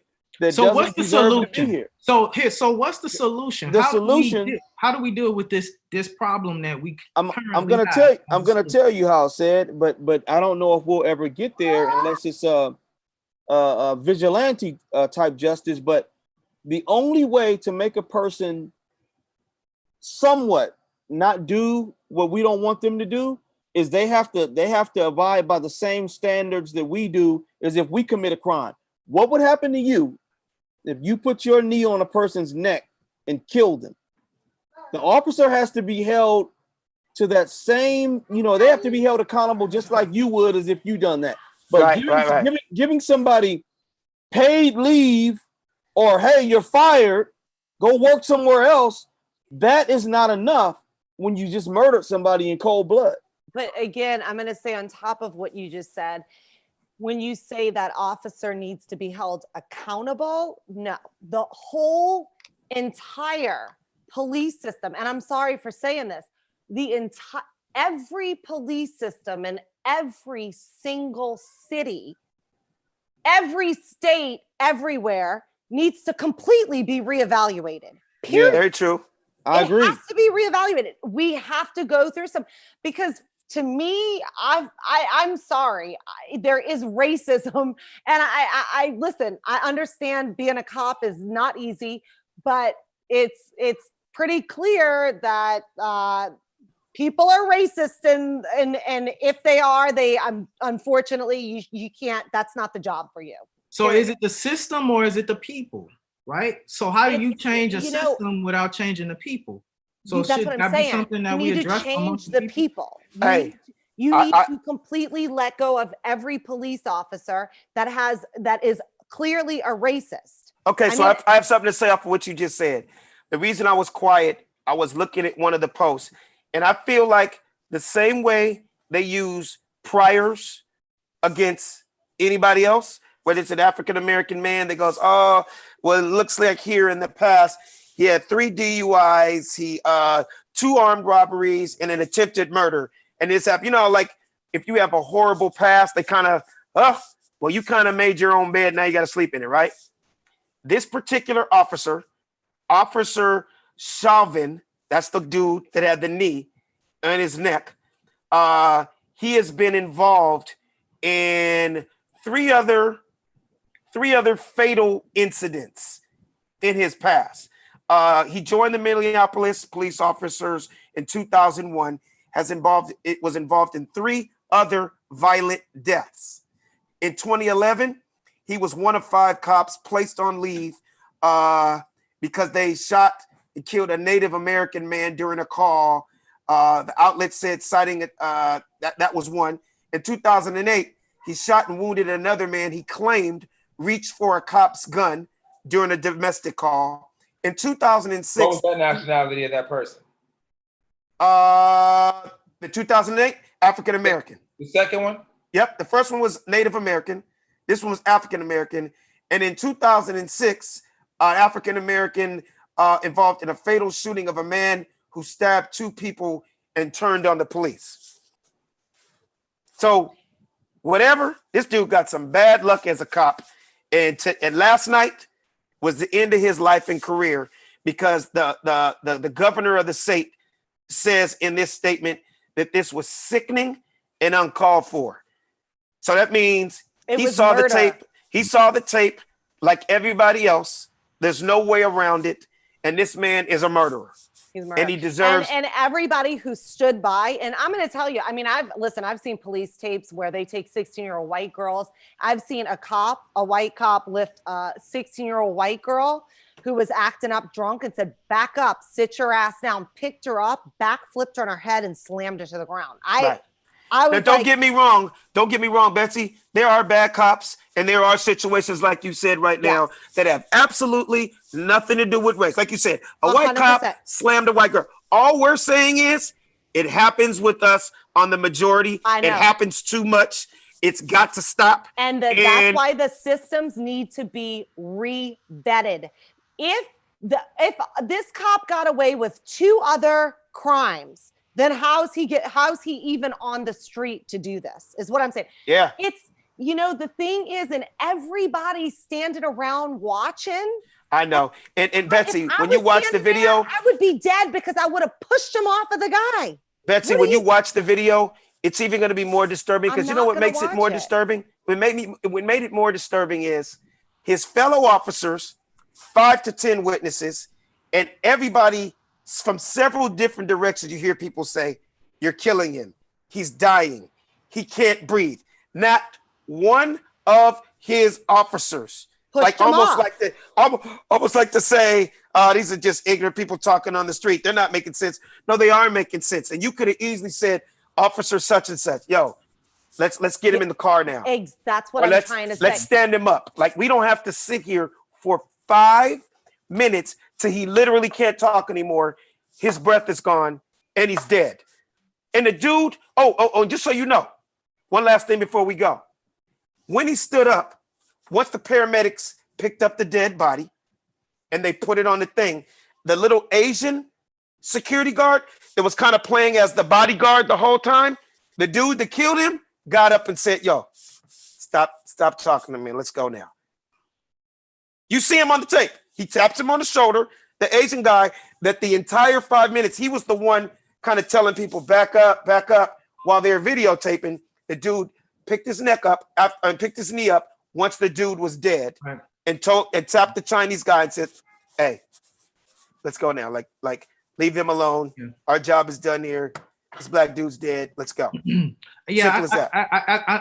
with you. I'm with everyone's sentiments. It's just, man, I'm so tired of having these conversations. I know, man. Having this outrage where I don't even have as much outrage in a situation, whereas I have gone into solutions mode right now. How do we deal with these racist people? And it's not something we can answer now, right?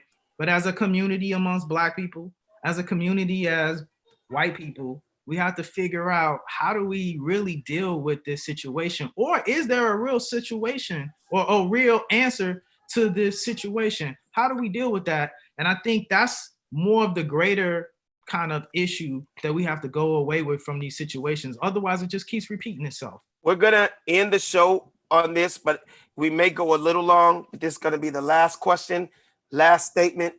And I really want to hear from everybody what they have to say. And Savvy, I'm going to start with you and just let me get it out.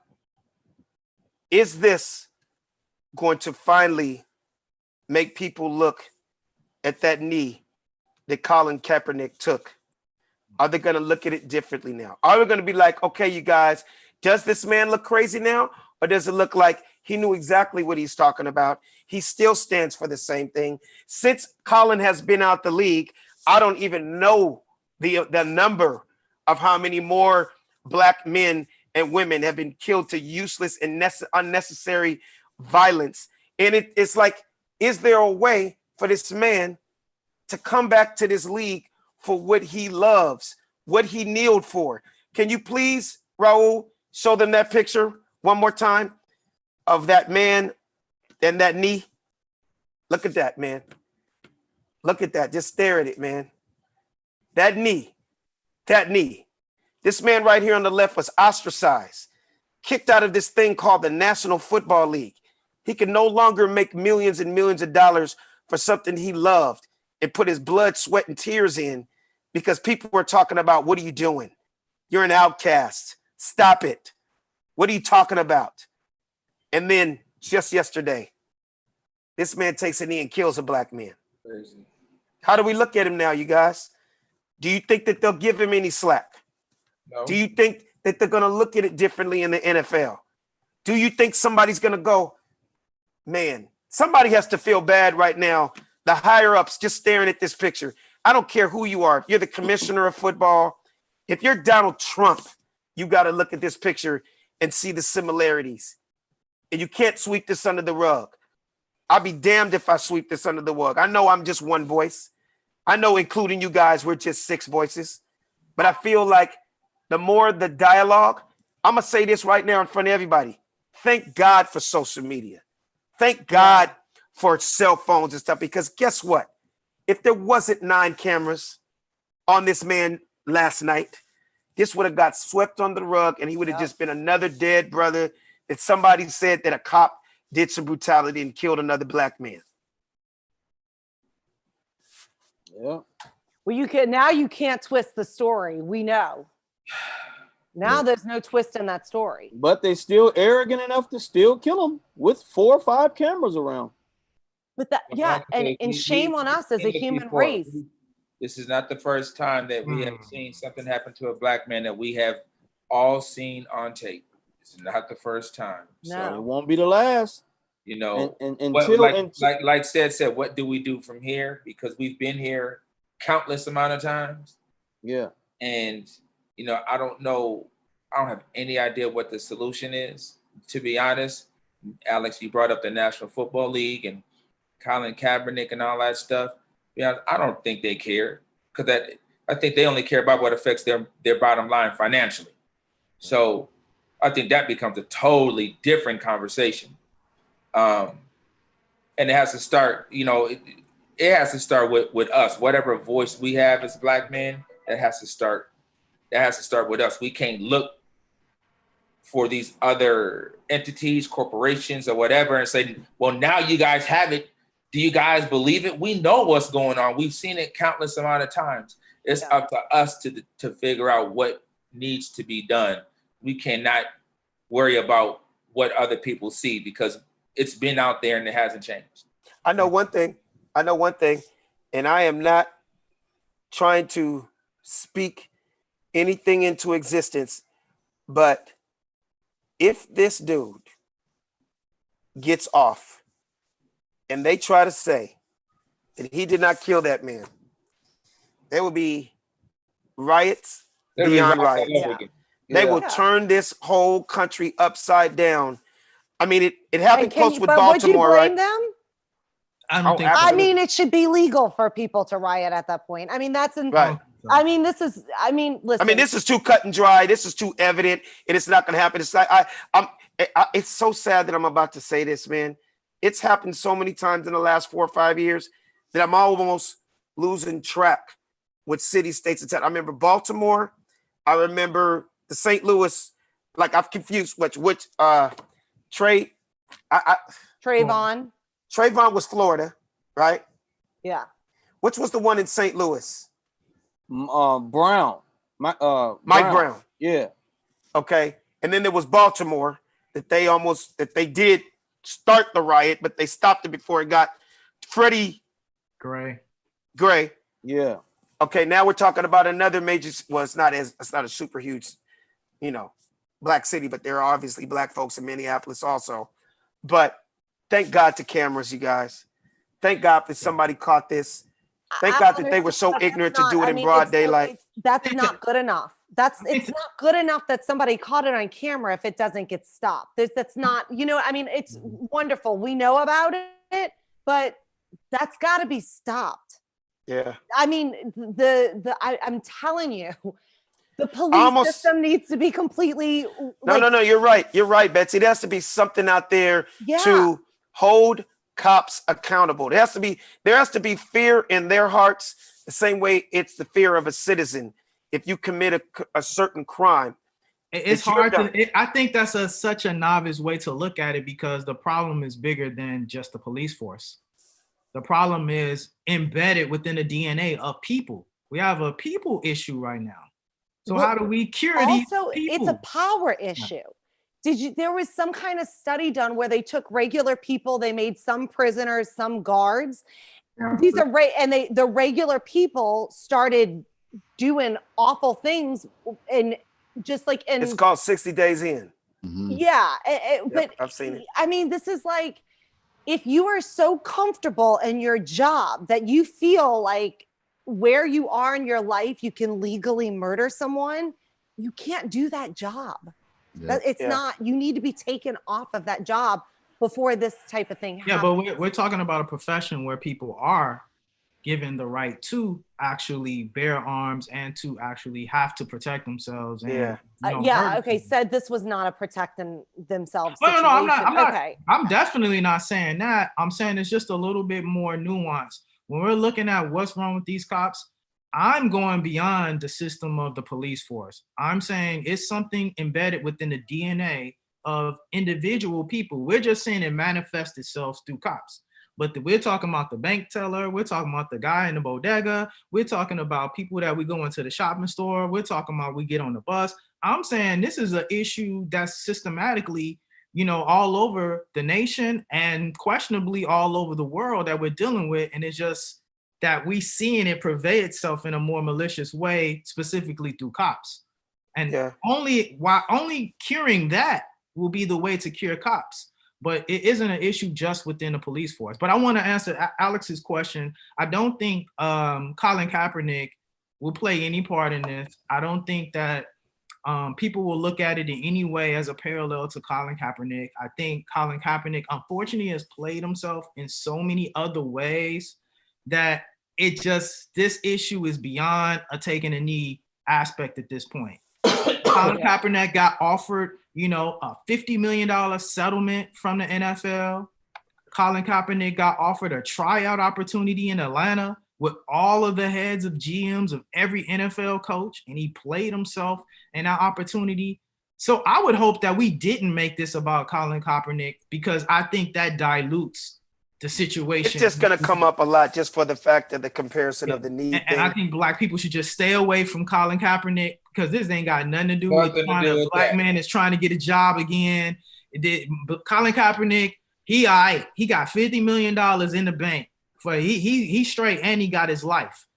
I just don't want us to kind of dilute the situation with Colin Kaepernick in this. Well, guys, and it's too, again, that the one kid that just, literally got shot.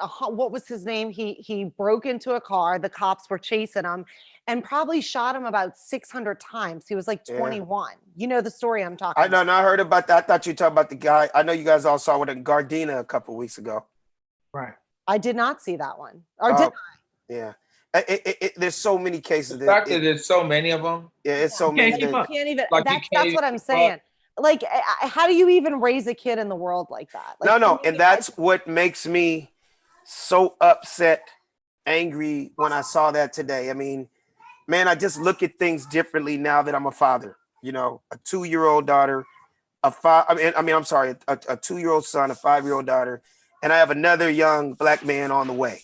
You know what I mean? Yeah. Who's going to be brought into this world in August, man. And it just bothers me, man. It's like I was telling my wife, all I could do is show my kids and tell them everything I know.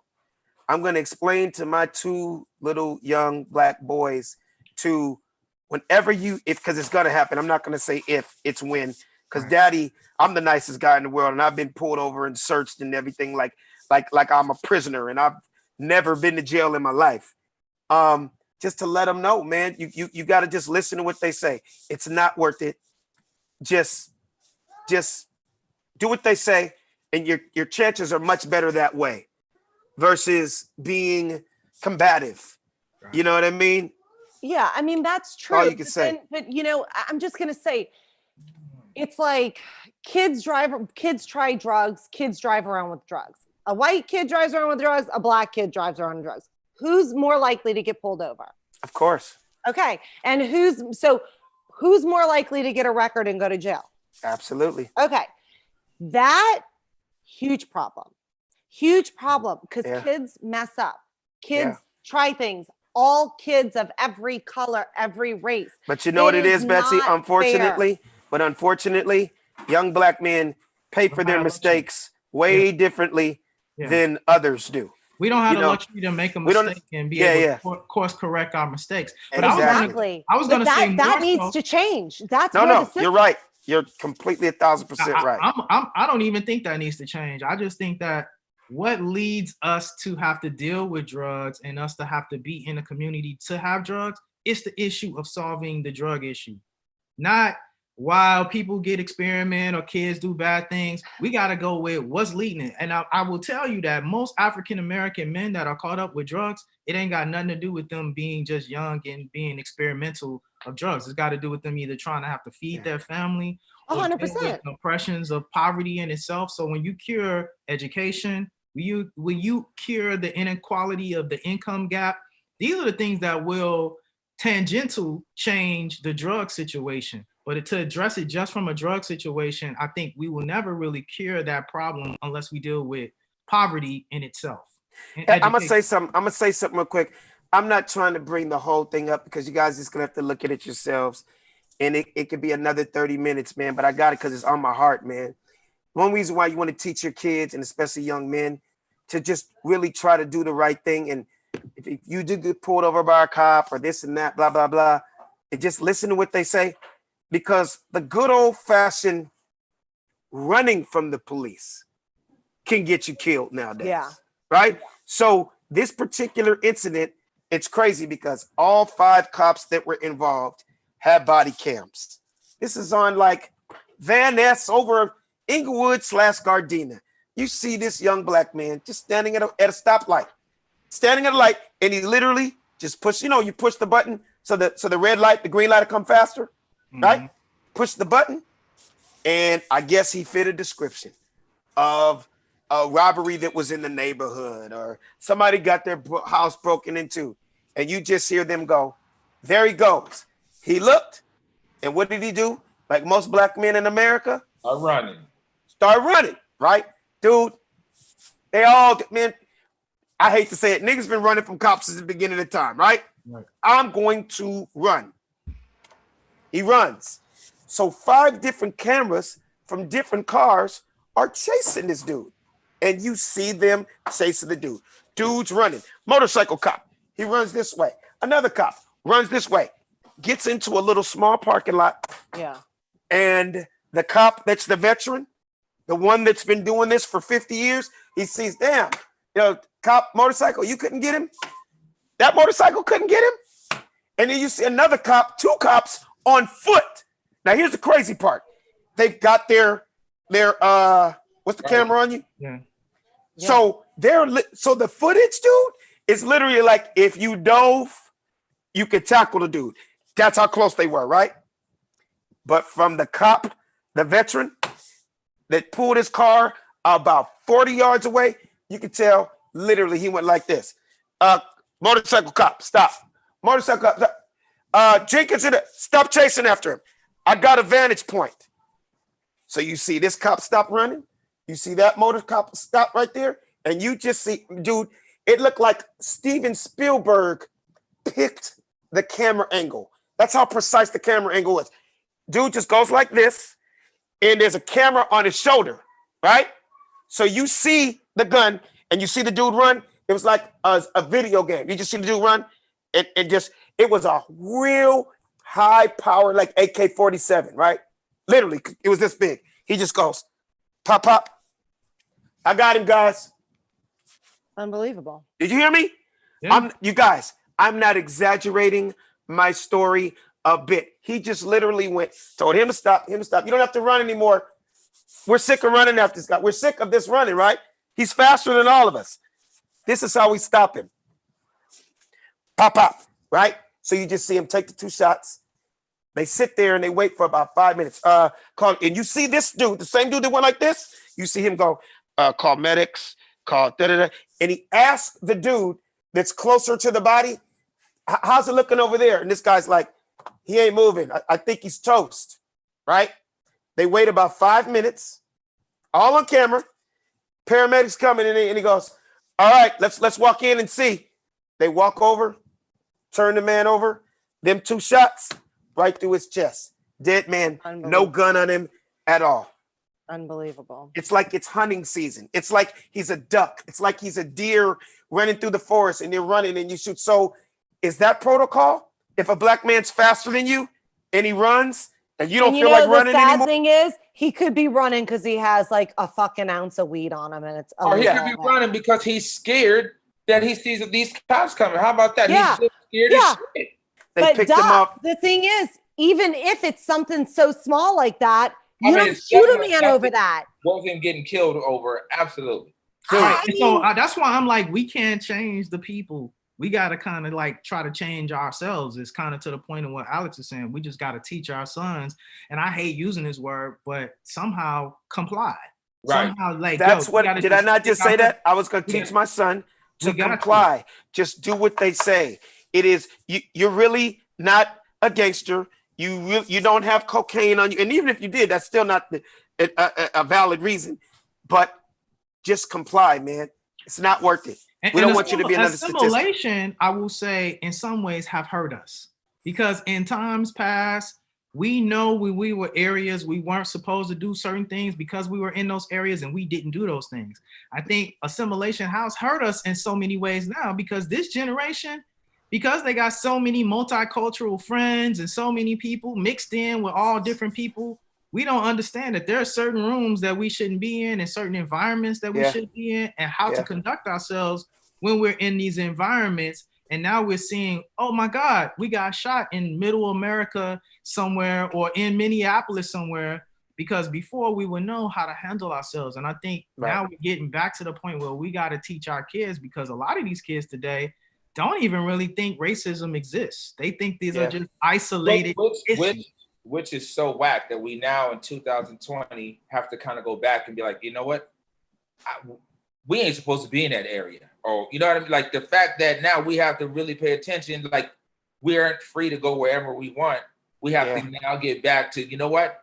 They don't want no blacks over in that part. Like, I mean, just think about what just happened with Arbery. With Arbery, man, he's just jogging in a white neighborhood, dude. Not bothering anybody. So disgusting. This is why I sound so crazy when I say, man, if there was a segregation system, I would not necessarily be so opposed to it, because you wouldn't have a lot of these situations happen in a segregated society. I hear what you're saying, because everybody would know everybody's place. But I hate that too, because I happen to be, and I think I can speak on behalf of the 3 black men on here and Raul, who is Hispanic. I'm very comfortable around white people. I'm very comfortable being anywhere and everywhere because I feel like I fit in. I'm an educated black man that can get along with anybody and everybody. I don't feel scared when I'm around white people. I don't feel any different than when I'm around black people. And I know we got to go. And what's crazy is I don't either, but I tend to feel that they fear you. In general, as black men, not me as Alex Thomas. You get what I'm saying? But you as Alex Thomas, right? I mean, you get what I'm saying? I'm one of the guys. I'm a black man that in that way. Let's say because you're Alex Thomas, you're still a black man, obviously. But I'm speaking in general. I hear what you're saying. You're talking about going in a situation where they have no clue who I am as the entertainer. But one thing about me as an entertainer, they're still threatened by our skin color. Oh, dude, don't get me wrong, because that's a whole nother show. I can give you 2.5 hours of stories. Remember, I've been playing golf 23 years now. And 90% of all the country clubs I've ever played in on the road, usually when I'm the only one there, I'm the only black guy. And I swear to God, they're looking at me like, do you know where the hell you are right now? Right. Right? But I've always shunned it off because obviously I feel like I fit the code. Obviously, I play golf, so I'm here. Right? I didn't jump the fence. I'm dressed better than all of you guys, and I could probably kick all your asses on the golf course. And you're about to be buying my golf clothing line. Right. What you say? Okay. And y'all are about to be buying my golf clothing line. Exactly. I got tons of stories about that. I'll save that for another show. But I've always been like, man, I hate to say this. I'm not trying to sound there's any Martin Luther King in me, but a lot of times, brother, for the fact that I know some of the places I've played golf, they never saw too many of us, probably never will, or they've only seen a few, meaning, the black entertainers that have been here. ex-pro athletes, Tiger Woods.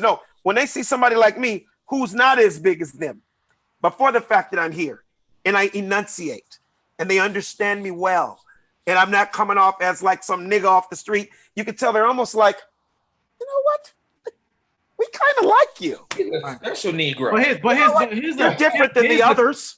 Let me ask you something. Do you eat sushi? I absolutely do. I know what an ahi tuna roll is, and I also know about tuna tartare and sashimi.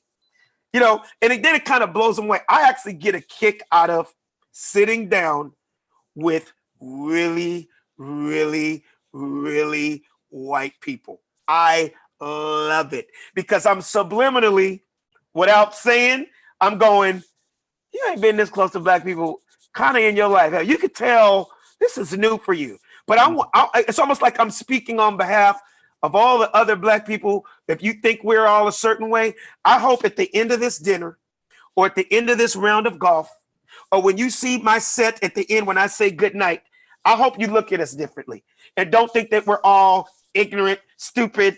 Okay, but wait, because but I'm saying that they won't. I'm saying that they won't. Wait, I want to hear what Betsy has to say, Savvy. Don't forget what you're going to say. What are you going to say, Savvy? People in Louisiana do not enunciate things, and they may not be the most educated people. And I hate because I don't enunciate things. I enunciate things like, No, but Betsy, you know what I mean. I know what you mean. I've been to country clubs in New Orleans where Baby, Cash Money, and Weezy and them are not going to play golf there. Even though they're billionaires to the rap industry, these white people would never. I understand why they don't. I wouldn't either. And because you feel uncomfortable around these people. But at the same time, it's just so hard for me. Because coming from somewhere like New Orleans or like South Carolina or like where we don't talk the most educated. Our vocabulary is not the biggest. But Betsy, you're cool and open-minded, and we appreciate you for that. So we're not talking about the cool ones like you. Yeah, but I'm talking about knowing when I go. Populace. You're talking about the general populace, and that's what we're talking about. And that's what we're addressing. And that goes back to Betsy. We're not saying all white people are bad. We're not saying all cops are bad. We're just talking about isolated incidents. And another thing is we should all clarify that you're right. We shouldn't say all cops are bad because there are some cops that have absolutely have cop friends thrown their neck out on the line for every race, color. That's true. But we're just saying the system needs to be right. There's ones that throw their necks out on the line, and there's other ones that put their knees on necks and kill people. And that's what we're talking about. And that's what we're saying. We need to completely try to get them out. Hey, you guys, I know we went way over today, but I felt like it was very necessary. I don't feel like any of this goes in vain. I don't care whether 20 people watch this show or we get lucky and 20 million people watching it. I feel like we have a voice like everybody else. And I feel like this is a narrative that needed to be talked about. Everybody, when we get off this line right now, when you turn on the news tonight, that's all everybody's going to be talking about, because that murder just happened yesterday. So I'm pretty sure next week we'll have more details. We'll have more to talk about. But from what I saw today, hey, man, it was unjust. Our prayers and our condolences go out to that man's family. And let's just hope that this stops sooner or later. I know it's not going to stop overnight, but I think with the help of all of us talking and all the celebrities and everybody that has voices and everybody that has platforms, the more we talk about this, they're going to realize we can't be denied and we're going to be heard. So with that being said, I appreciate you guys. Yes. I appreciate everybody that's been watching the Funny Don't Stop show from the beginning. Let them know real quick about all platforms. Yeah, you can check us out on all the platforms, as Alex just stated, youtube.com/The Funny Don't Stop Show. You can definitely check us out on Spotify. You can check us out on iHeartRadio, and you can check out a lot of our old episodes on Dash Radio. Absolutely. So Raul, let them know where they can find you at, man. Find me on Instagram at the Big Goose, DABIGGUZ. Absolutely. Doc Clark. DOC221ENT. Betsy Cox. At Bling and Betsy Comedy. Savvy Amusing. Instagram, Savvy Amusing. Said Brass. You can check me out, Said Brass, said with an SEDBRASS. Absolutely. You can check me out at Funny Man Alex Thomas. The hashtag is the Funny Don't Stop. And the name of this show is the Funny Don't Stop Show. All right, peace, y'all. Everybody be safe out there. We'll talk again soon. All right. Show. The funny don't stop. Hey, funny don't stop. Show. The funny don't stop. Funny don't stop. The funny don't stop. Show. The funny don't stop. The funny don't stop. The funny don't stop. Show. The funny don't stop. Hey. My name is Halo Thomas, and you're listening to the Funny Don't